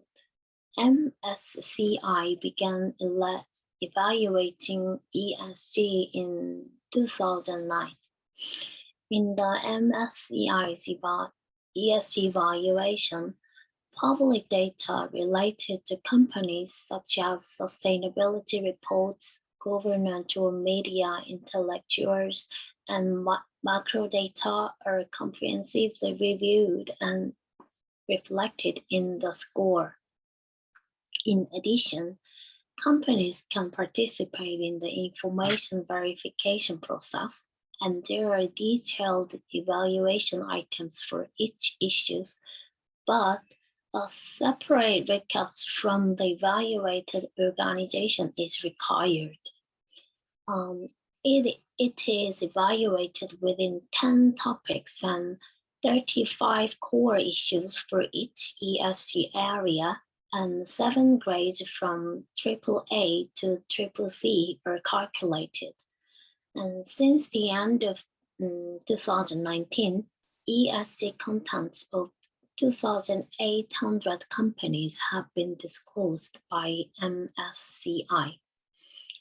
It is noteworthy that governance element is emphasized in rating. Therefore, in the MSCI ESG evaluation, the 6 governance criteria are applied as core evaluation criteria to all companies.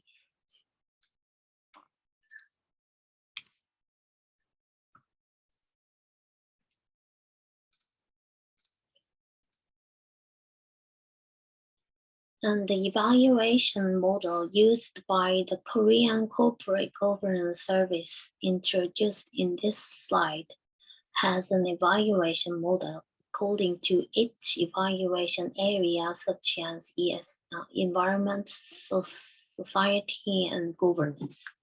This is set as an internal standard of KCGS. In addition, it is also suggested what is mainly taken into account as external laws, systems, and norms in the evaluation.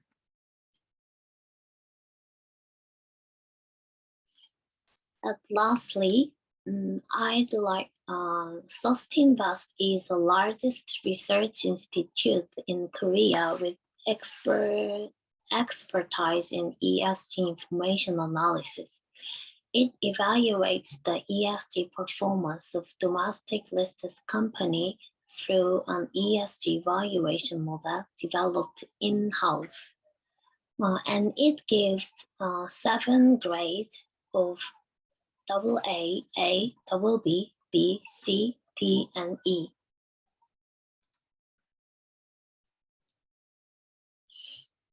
At last, I'd like to recap the main points of my presentation. First, I covered the meaning of ESG and related concepts of it. And then we talked about the recent trends of ESG. Finally, we looked at the ESG rating system.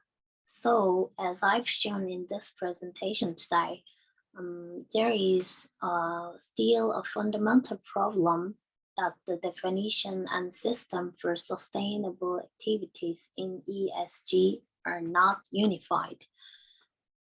Differences in the application of the methodology, such as the industry classification method, the sensibility evaluation for each ESG among industries, and the use of different weights accordingly, and the evaluation of issues through the media in addition to disclosure and public data, reduce the consistency of the evaluation results.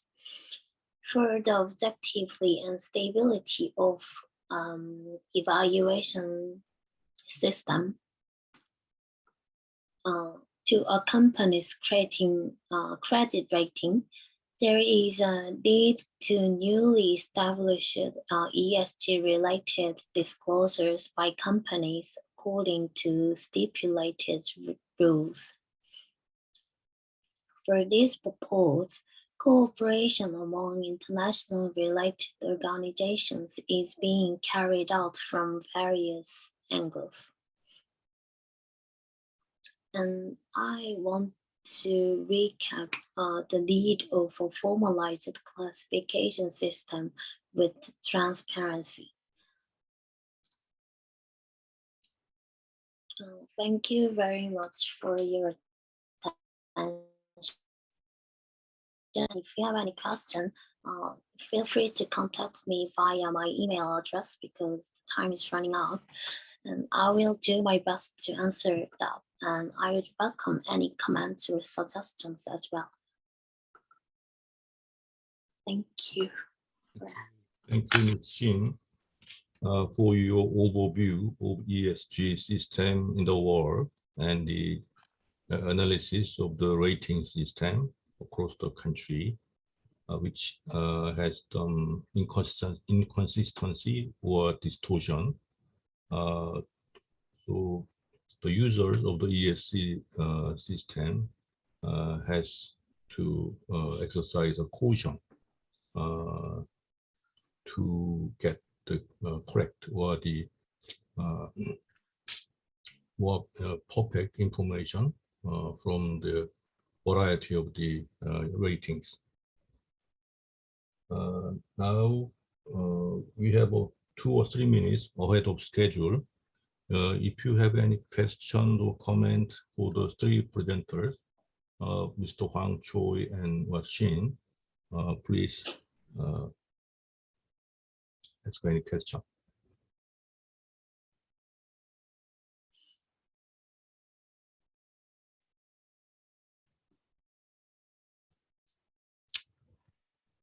Then let me ask you a little question to Ms. Shin, Sujin. Okay. Your presentation on the possible distortion of the rating is very interesting.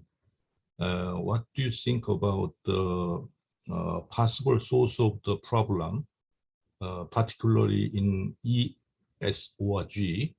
Which component is most difficult to measure or identify correctly? So what is the source of the major problem in the rating, E, S, or G?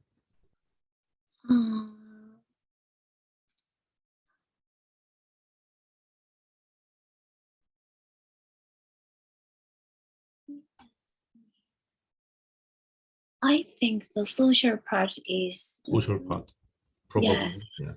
Yeah, because it is difficult to calculate how the company is strives for improve the social more or happily. So I think in the ESG evaluation system, the social parts have to improve their rating system more specifically. And yeah, I also guess so, because of the modeling or weighting may be more difficult for the social aspect. yes, Compared with the environmental or governance, which seems to be more technical. yes. So, yeah, social aspect may be the major reason for source of the distortion. Okay, thank you very much.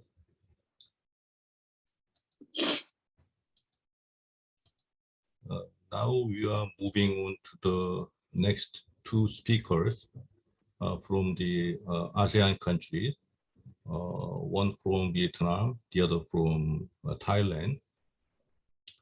Professor Trang Kham Hoang is a former dean of the Tung Duc Thanh University, which ranked recently Global 500, owing to her great contribution and leadership. And she is going to present "Do female directors make a difference to level of sustainability disclosure?" Okay. As Sujin introduced, the female directors are of great interest recently in ESG area. Okay. Please welcome Professor Hoang Kam Trang. Thank you, Professor Chen, for your introduction. Let me share my slide. Please.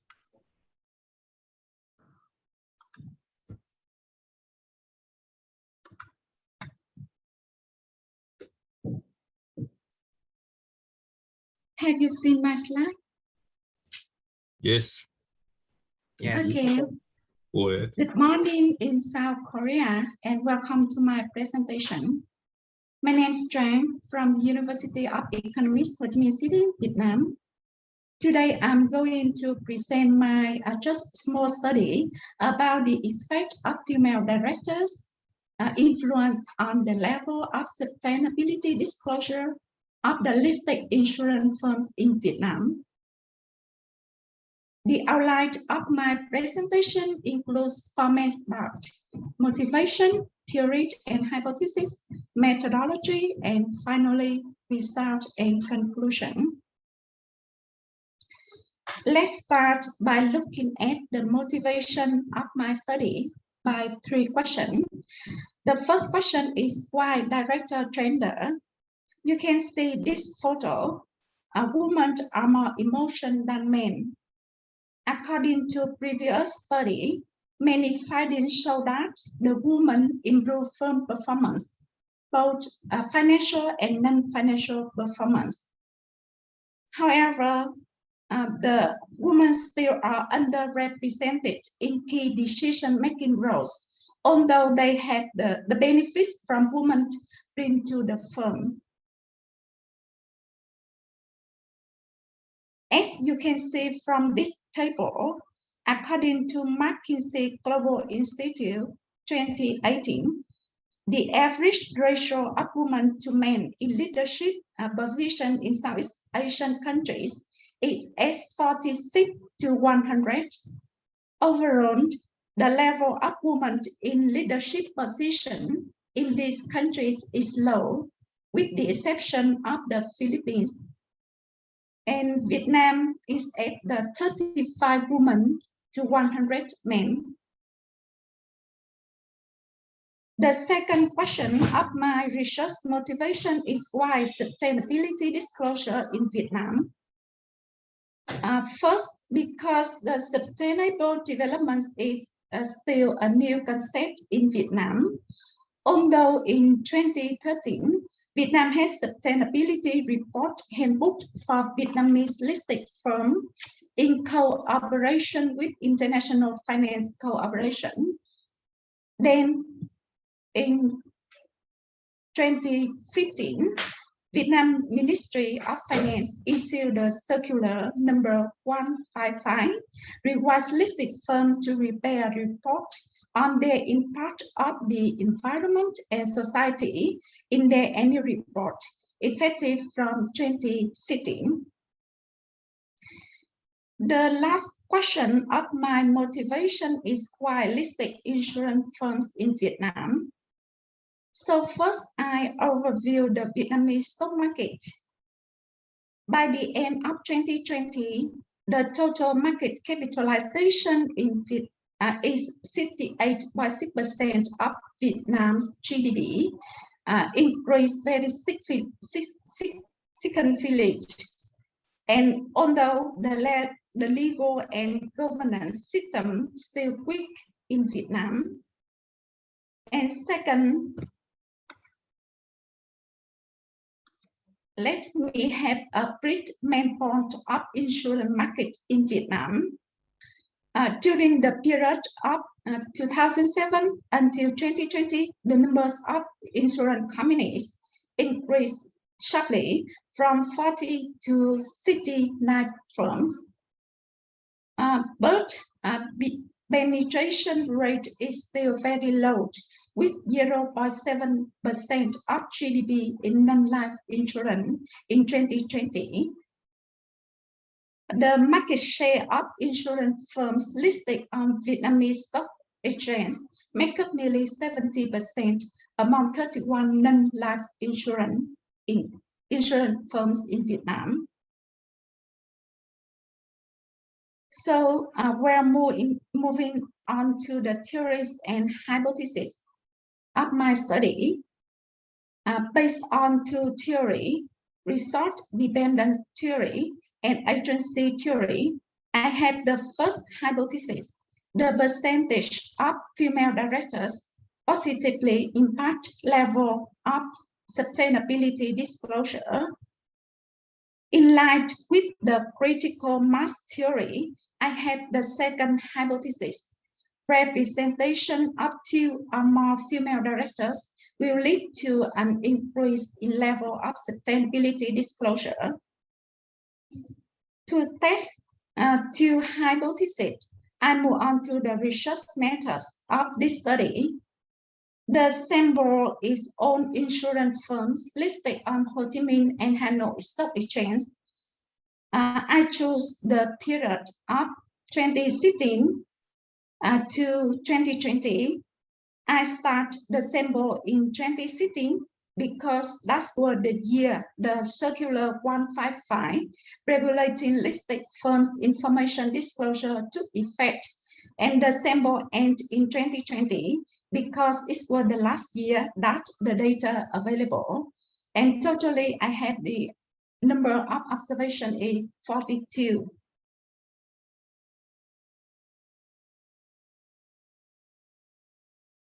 So based on the previous study and the theoretical framework, I have the models in my study. The dependent variables is the level of sustainability disclosure, have the 4 score, depend on the level of sustainability disclosure, have the 0, 1, 2, or 3. For the independent variables, I have 2 independent variables. The first one is percentage of female director to test the hypothesis 1, and the second one is the number of female director to test the hypothesis 2. So now I would like to talk about the key result of this study. As you can see from this table, the average of sustainability disclosure level is only 1.4, quite low. We also find that 50% of all directors are women in the full sample. Among all 42 firm years, about 19% firm years have 1 woman in the board of director, and 45% firm years have 2 women or more in the board of directors, and the remaining of the 36% firm years have no female director on the board of directors. So let's look at the main result of this study. As shown in this table, the coefficient estimate of women on board is positive and significant at the 5% level, which suggests that firms with female directors generate higher level of sustainability disclosure than firms with male directors, confirm hypothesis 1. In addition, the coefficient estimate of the 2 female is positive and significant at 5% level, in line with the critical mass theory. Boards with 2 or more female directors have greater impact on the level of sustainability disclosure, confirm hypothesis 2. I also conduct several sensitive tests to examine the robustness of the result, and the results are consistent with the main result. To conclude, the findings in this study have both theoretical and practical implications for academics, policymakers, and corporate managers. This study contributes to the literature by highlighting the impact of female director on the level of sustainability disclosure of the firm. This study also recommends policymakers and corporate managers about the number of women in the board of directors to get the benefits of their leadership style. That's all for my presentation. Thank you for your listening. Okay, thanks, Professor Tran, for your presentation of the paper related to the role of female directors in the sustainability disclosure. Okay. According to her, the female directors contribute to the more disclosure of sustainability information in Vietnam. I think the same will be true for Korea, where the not so many female directors are available in insurance corporation. I guess we need to have more female directors in Korea too. Okay. Any question about her paper or presentation?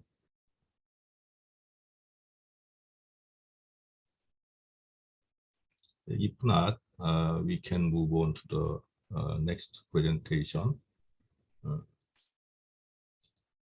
of the Professor Titibadi Chayawat from Chulalongkorn University, Thailand. She is a very well-known professor of insurance and risk management, not only in Thailand, but also in Asia and the whole world. She has written lots of excellent papers about the risk management and insurance. Today, she is presenting the machine learning application on the crop insurance development process. Professor Titibadi, the floor is yours. Good morning, Professor Hong Chu Chung. Thank you for the invitation that invite us to present the paper in this conference. First of all, we are from Chulalongkorn Business School, from Chulalongkorn University in Thailand. The topic that we will present today is about the machine learning application on area yield crop insurance. And I would like to say something about the incentive to present on this paper a little bit. That recently Thailand has faced a lot of the natural disaster that destroy on the crop insurance in Thailand, and farmers have been suffer a lot from that issue. And I think that is the reason that's why the government that tries to solve this kind of problem. So insurance is one of the risk management tools, one of the most powerful risk management tools that can help on this issue. However, we still being on the trap that we are still sticking on the indemnity based insurance that we try to send the claim surveyor to the real crop cutting. So it's kind of putting on the stress on the administrative costs again, and especially on the claim surveying. And also another second problem is that because we did not have the real tools to measure on the precise loss, and we try to approximate on the loss. So that's again come back to the problem that because of the loss that's been determined by the insurer and also versus on the real loss is a lot of difference. So that's why there's a lot of problem on the adverse selection and the moral hazard coming behind. So we try to come up with the new approach or the new methodology to evaluate on the loss, especially on the rice insurance. And recently, Thailand has trying to come up with a new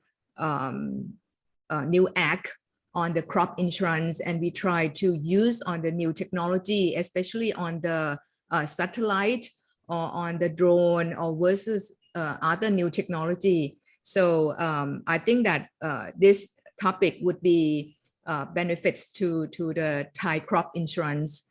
And I will let Kun Grit Setanan, that he's a PhD student from Chulalongkorn University, to present this paper. So Kun Grit, may you?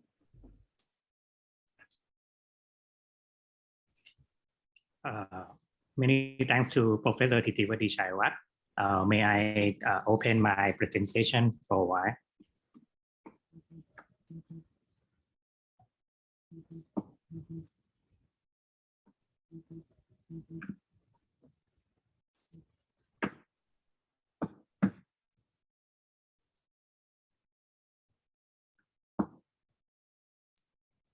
Okay, everyone can see my presentation, right?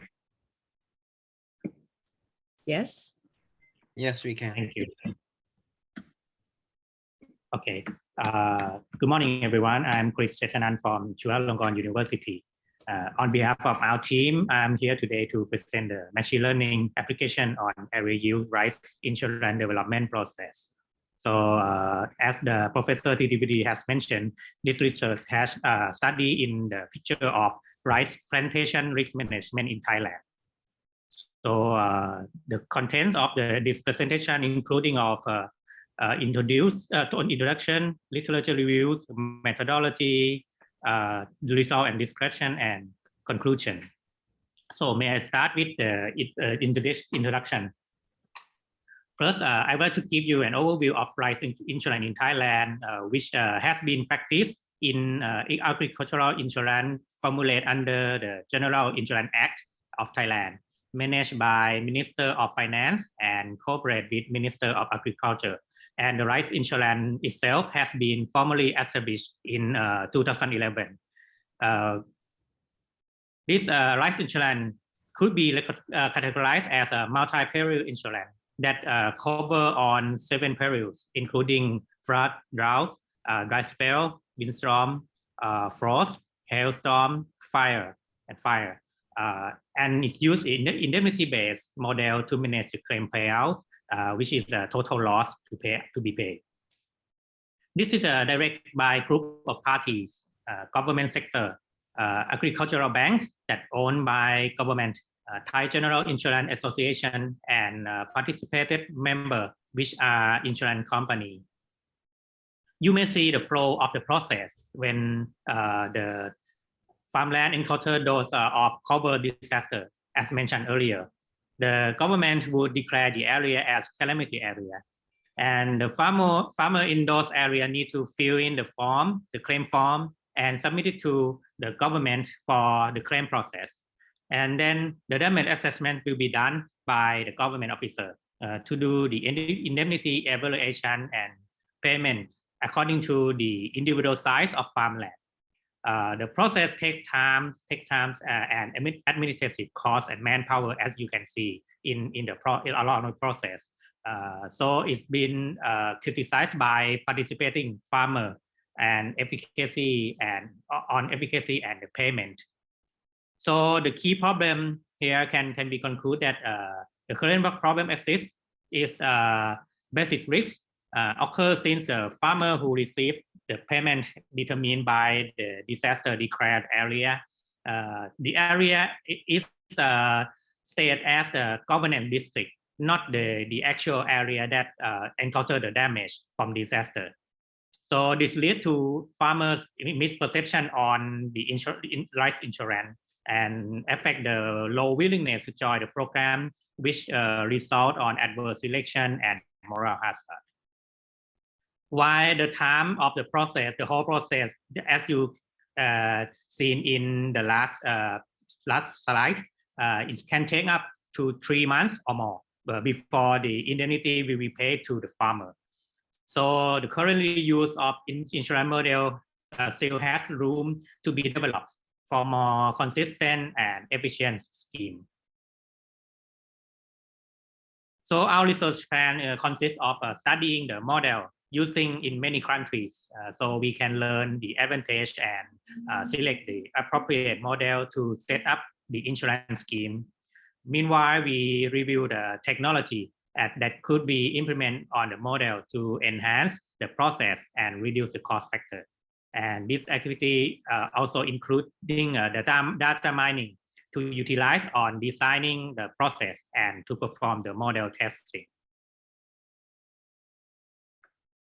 So we get into the literature review. We studied the agricultural insurance model, which has specific practice of damage assessment and indemnity evaluation. This model should be selected according to individual crop, area, and factor for the reliable insurance scheme for both farmer and insurer. For the detail of agricultural insurance model will be discussed later on. And we study on the technology related to the data processing, including of data mining and machine learning. This technology is applicable on index-based model to reduce using of manpower and also overcome the basic risk issue by improving the prediction of the index data and the areas. The climate condition change over time can be put in the form of big data for useful analytics by machine learning. The advantage on many aspects such as increasing damage and indemnity assessment efficacy, data collection and processing proficiency, and reduce the cost of data handling and manpower. And this also helps insurer on effectively risk assessment and loss ratio management. Data mining is widely applied in agricultural data usage like tracking crop health, weather condition, and crop production. For agricultural insurance, this data mining technique work together with machine learning, regression analysis for loss assessment and indemnity payout in the case of multiple factors utilized in the model. Machine learning gives the particular prediction value as the output of for indemnity evaluation. Algorithm of supervised learning can be implemented like a linear regression, polynomial regression, support vector machine, decision trees, and random forest. These algorithms used for regression problem to predict the continuous numerical value that can be applied for crop production yield. To select the suitable algorithm, we need to learn how to test the model, explain the data, and also concern on underfitting and overfitting, which may affect the bias prediction result. We get into agricultural insurance model. For traditionally indemnity-based model, which is currently used for life insurance in Thailand, it's also mostly used in multi-peril crop insurance, although it's been used in the name period in some specific disaster like a hailstorm or fire. And this is a total loss payment, and it's been found that difficulty of using a large number of farmers and areas cause the adverse selection and moral hazard. While Thailand has a very wide area of farming rice, and a lot of farmers in Thailand, which rice is the main economic crop of Thailand. The index-based insurance model therefore can increasing use of in many areas in agricultural insurance around the globe.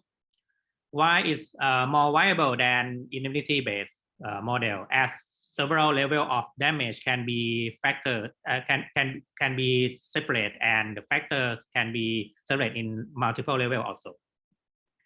These have been taken into account of damage assessments and indemnity evaluation, and it would help insurer and administrative management for the insurer.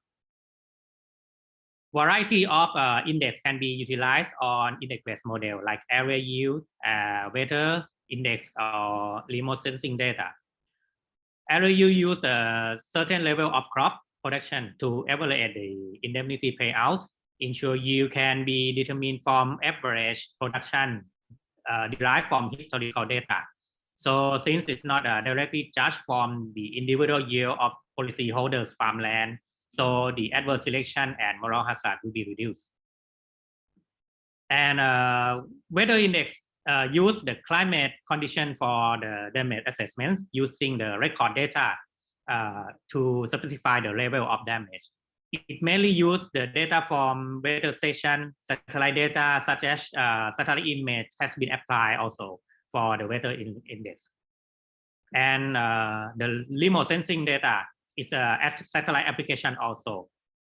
It's used efficient data collection by detecting the reflected radiation from plant to evaluate the plant health.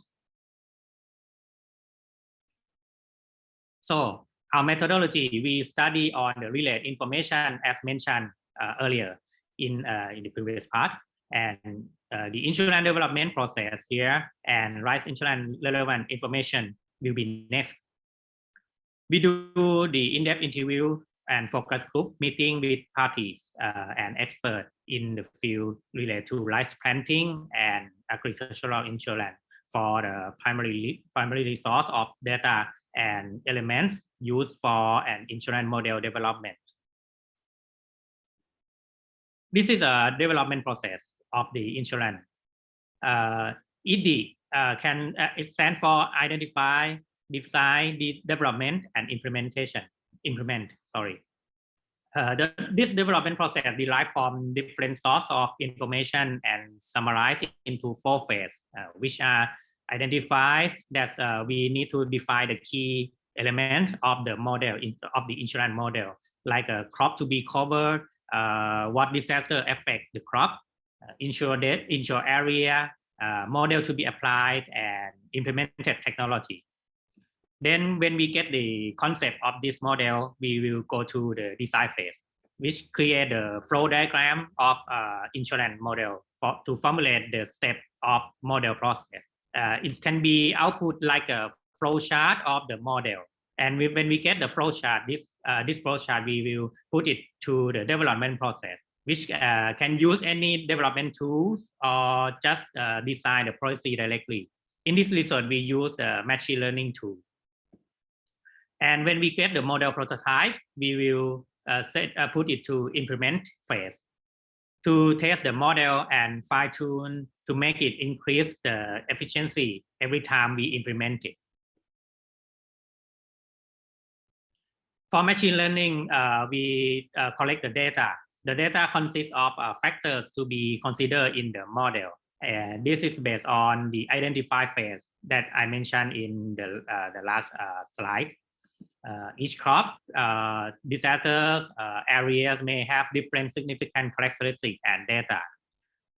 While each algorithm of machine learning would be effectively performed on specific simplified set of data collection.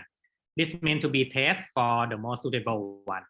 We have here polynomial regression, multivariate polynomial regression, random forest, and we will do cross validation to compare among those. Here the result and discussion. The result here, we consider the flood disaster to be a calamity for indemnity payout, while floods give the most damage and loss to rice plantation in Thailand. And we collect the data from rice plant farmer in Ubon Ratchathani province area, which in the lower northeastern of Thailand, which has an individual landscape. The Jasmine 105 is the rice species that is the main rice planted in Ubon Ratchathani province, and why it has a moderate level of water stress. We use index-based model with a combination of weather, which is flood here, and area yield to predict, to do the prediction via machine learning. The major factor affect the rice production here are flood depth in centimeter, flood duration in weeks, and rice stage, that is a phase of rice plant while encountering the flood. We can put into two categories, is before booting stage or after booting stage. And this independent variable will give an output of dependent variable, which is actual rice production rate in percent to be predicted of compared to the normal rate without flood. This is the data we have collected. There are 107 records of the data. This flood depth and flood duration and rice stage are used as the independent variable or input features. The production rate in percent will be the output here. The rice stage has been normalized from before and after booting stage to be 0 and 1 respectively for the machine learning process.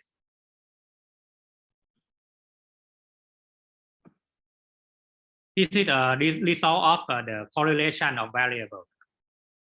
We found a negative correlation on all factors to the production rate. So the higher water level and longer flood duration would reduce the production level since it's a negative correlation.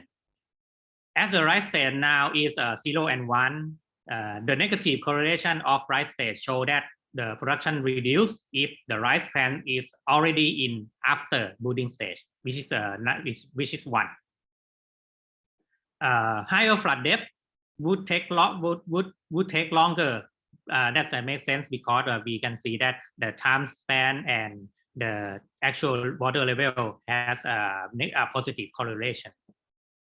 Rice stage give low correlation to other factors because the rice stage is the reproduction stage that according to the farmer who do the rice plantation.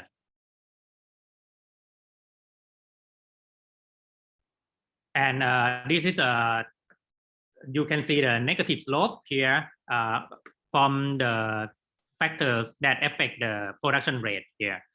You can see the negative slope of the actual water level. That means higher water level will affect the rice production to be low. And also the time span of the flood duration, the higher flood duration will reduce the rice production also. But for the rice stage is a binary input. Yeah.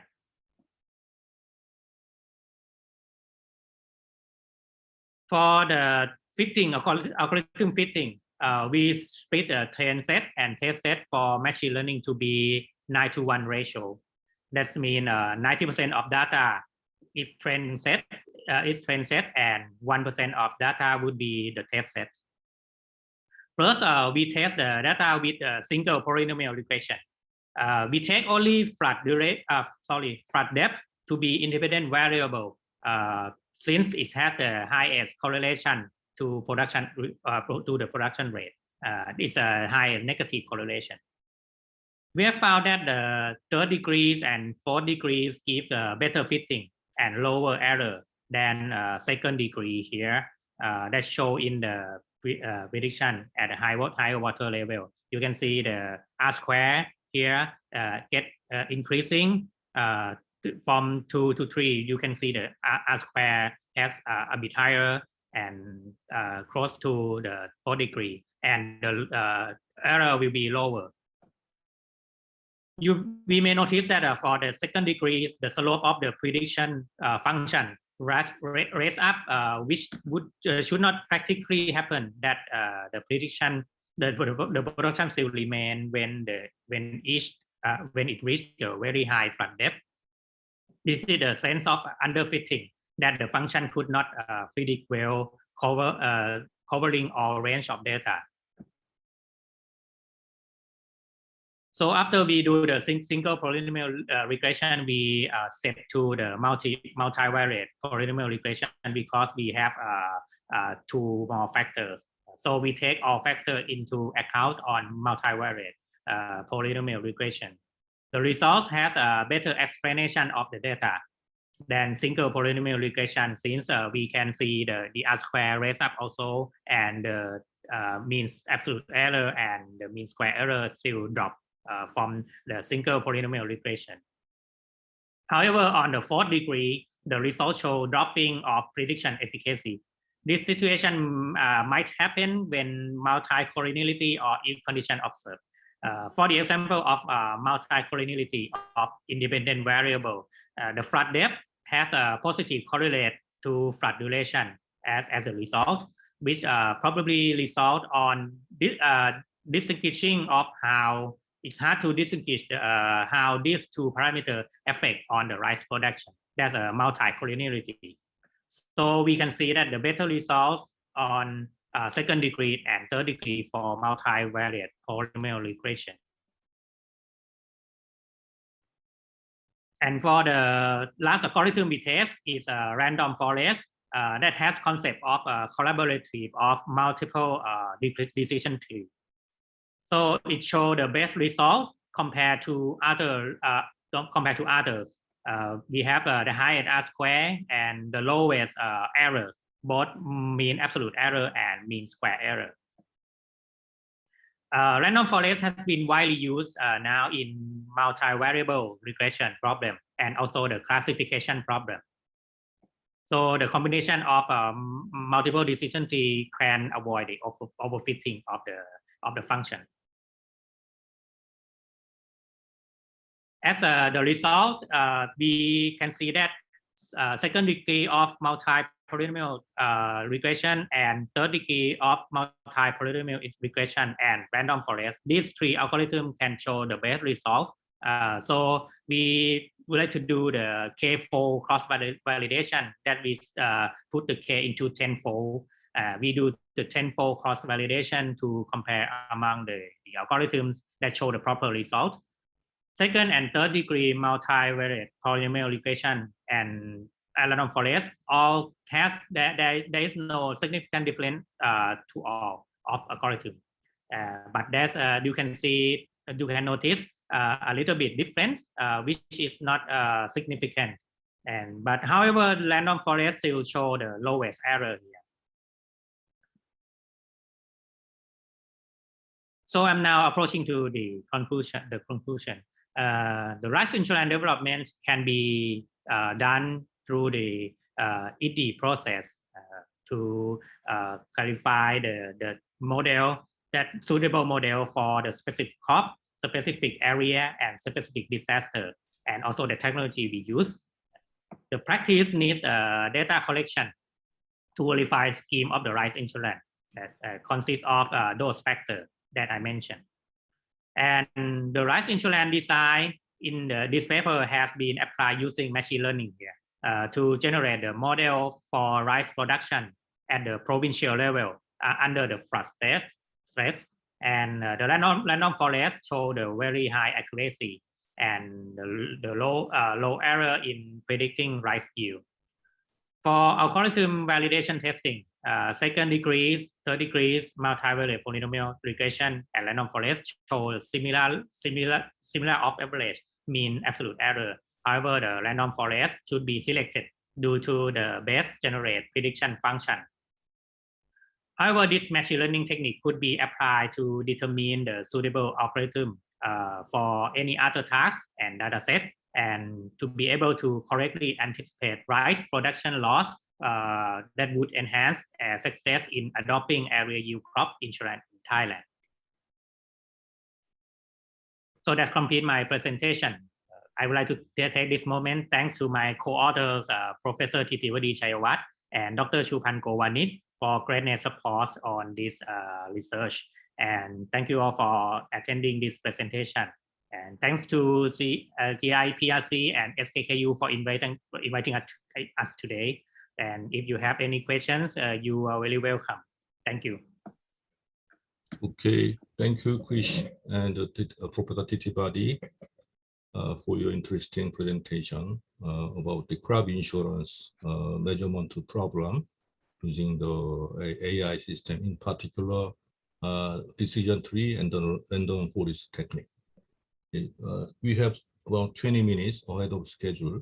So if you have any question, please raise your hand or just go ahead. Any question or comment?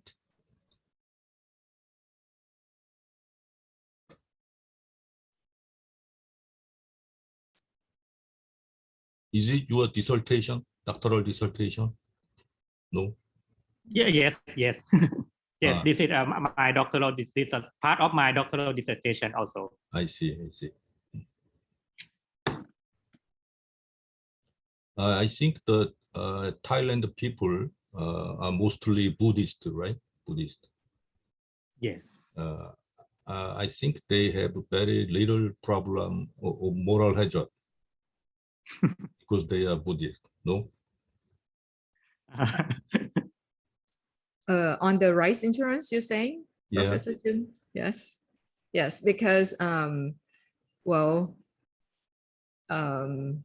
I think that on the claim efficiency is not good enough. So some of them, they might want to get on the claim payment from the insurance. Yeah. So we face that kind of problem.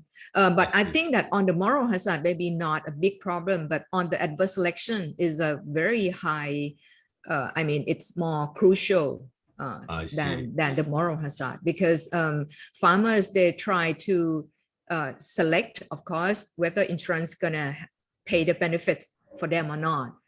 So in the very good area that did not face a lot of natural disaster, they want to participate, even though the government try to subsidize on the premium. So we have a very high risk of the landscape that participate in the insurance program. I see. The same thing take place in Korea. The most risky area take insurance, but the safe place don't buy any crop insurance. Even though we try to classify that, well, on the high risk area, they have to pay higher premium, but even that is not enough though. Right. Yeah. I saw many ASEAN countries, several ASEAN countries suffering from the management of the crop insurance issues.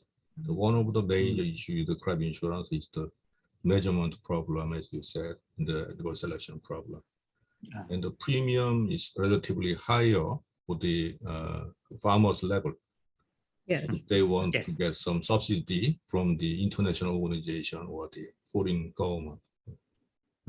But on the writing on the new act, Professor Jung, we try to study a lot on the Korean Crop Insurance Act as well. I think it's very most efficient. And one of the problem is that when the insurer face on the very high loss, they would not rather to participate again, right? To get transfer the risk. So we see on the very most efficient on the Korean government subsidized on if the loss ratio higher than 150%, the government would subsidize get on the reinsurance on that. Right. So right. I think that would give more incentive to the local insurers or the first layer insurer that they can assure that, okay, well, the loss would not be higher than 150. So I think that they would like to participate more. So we try to mimic on that incentive from Korea.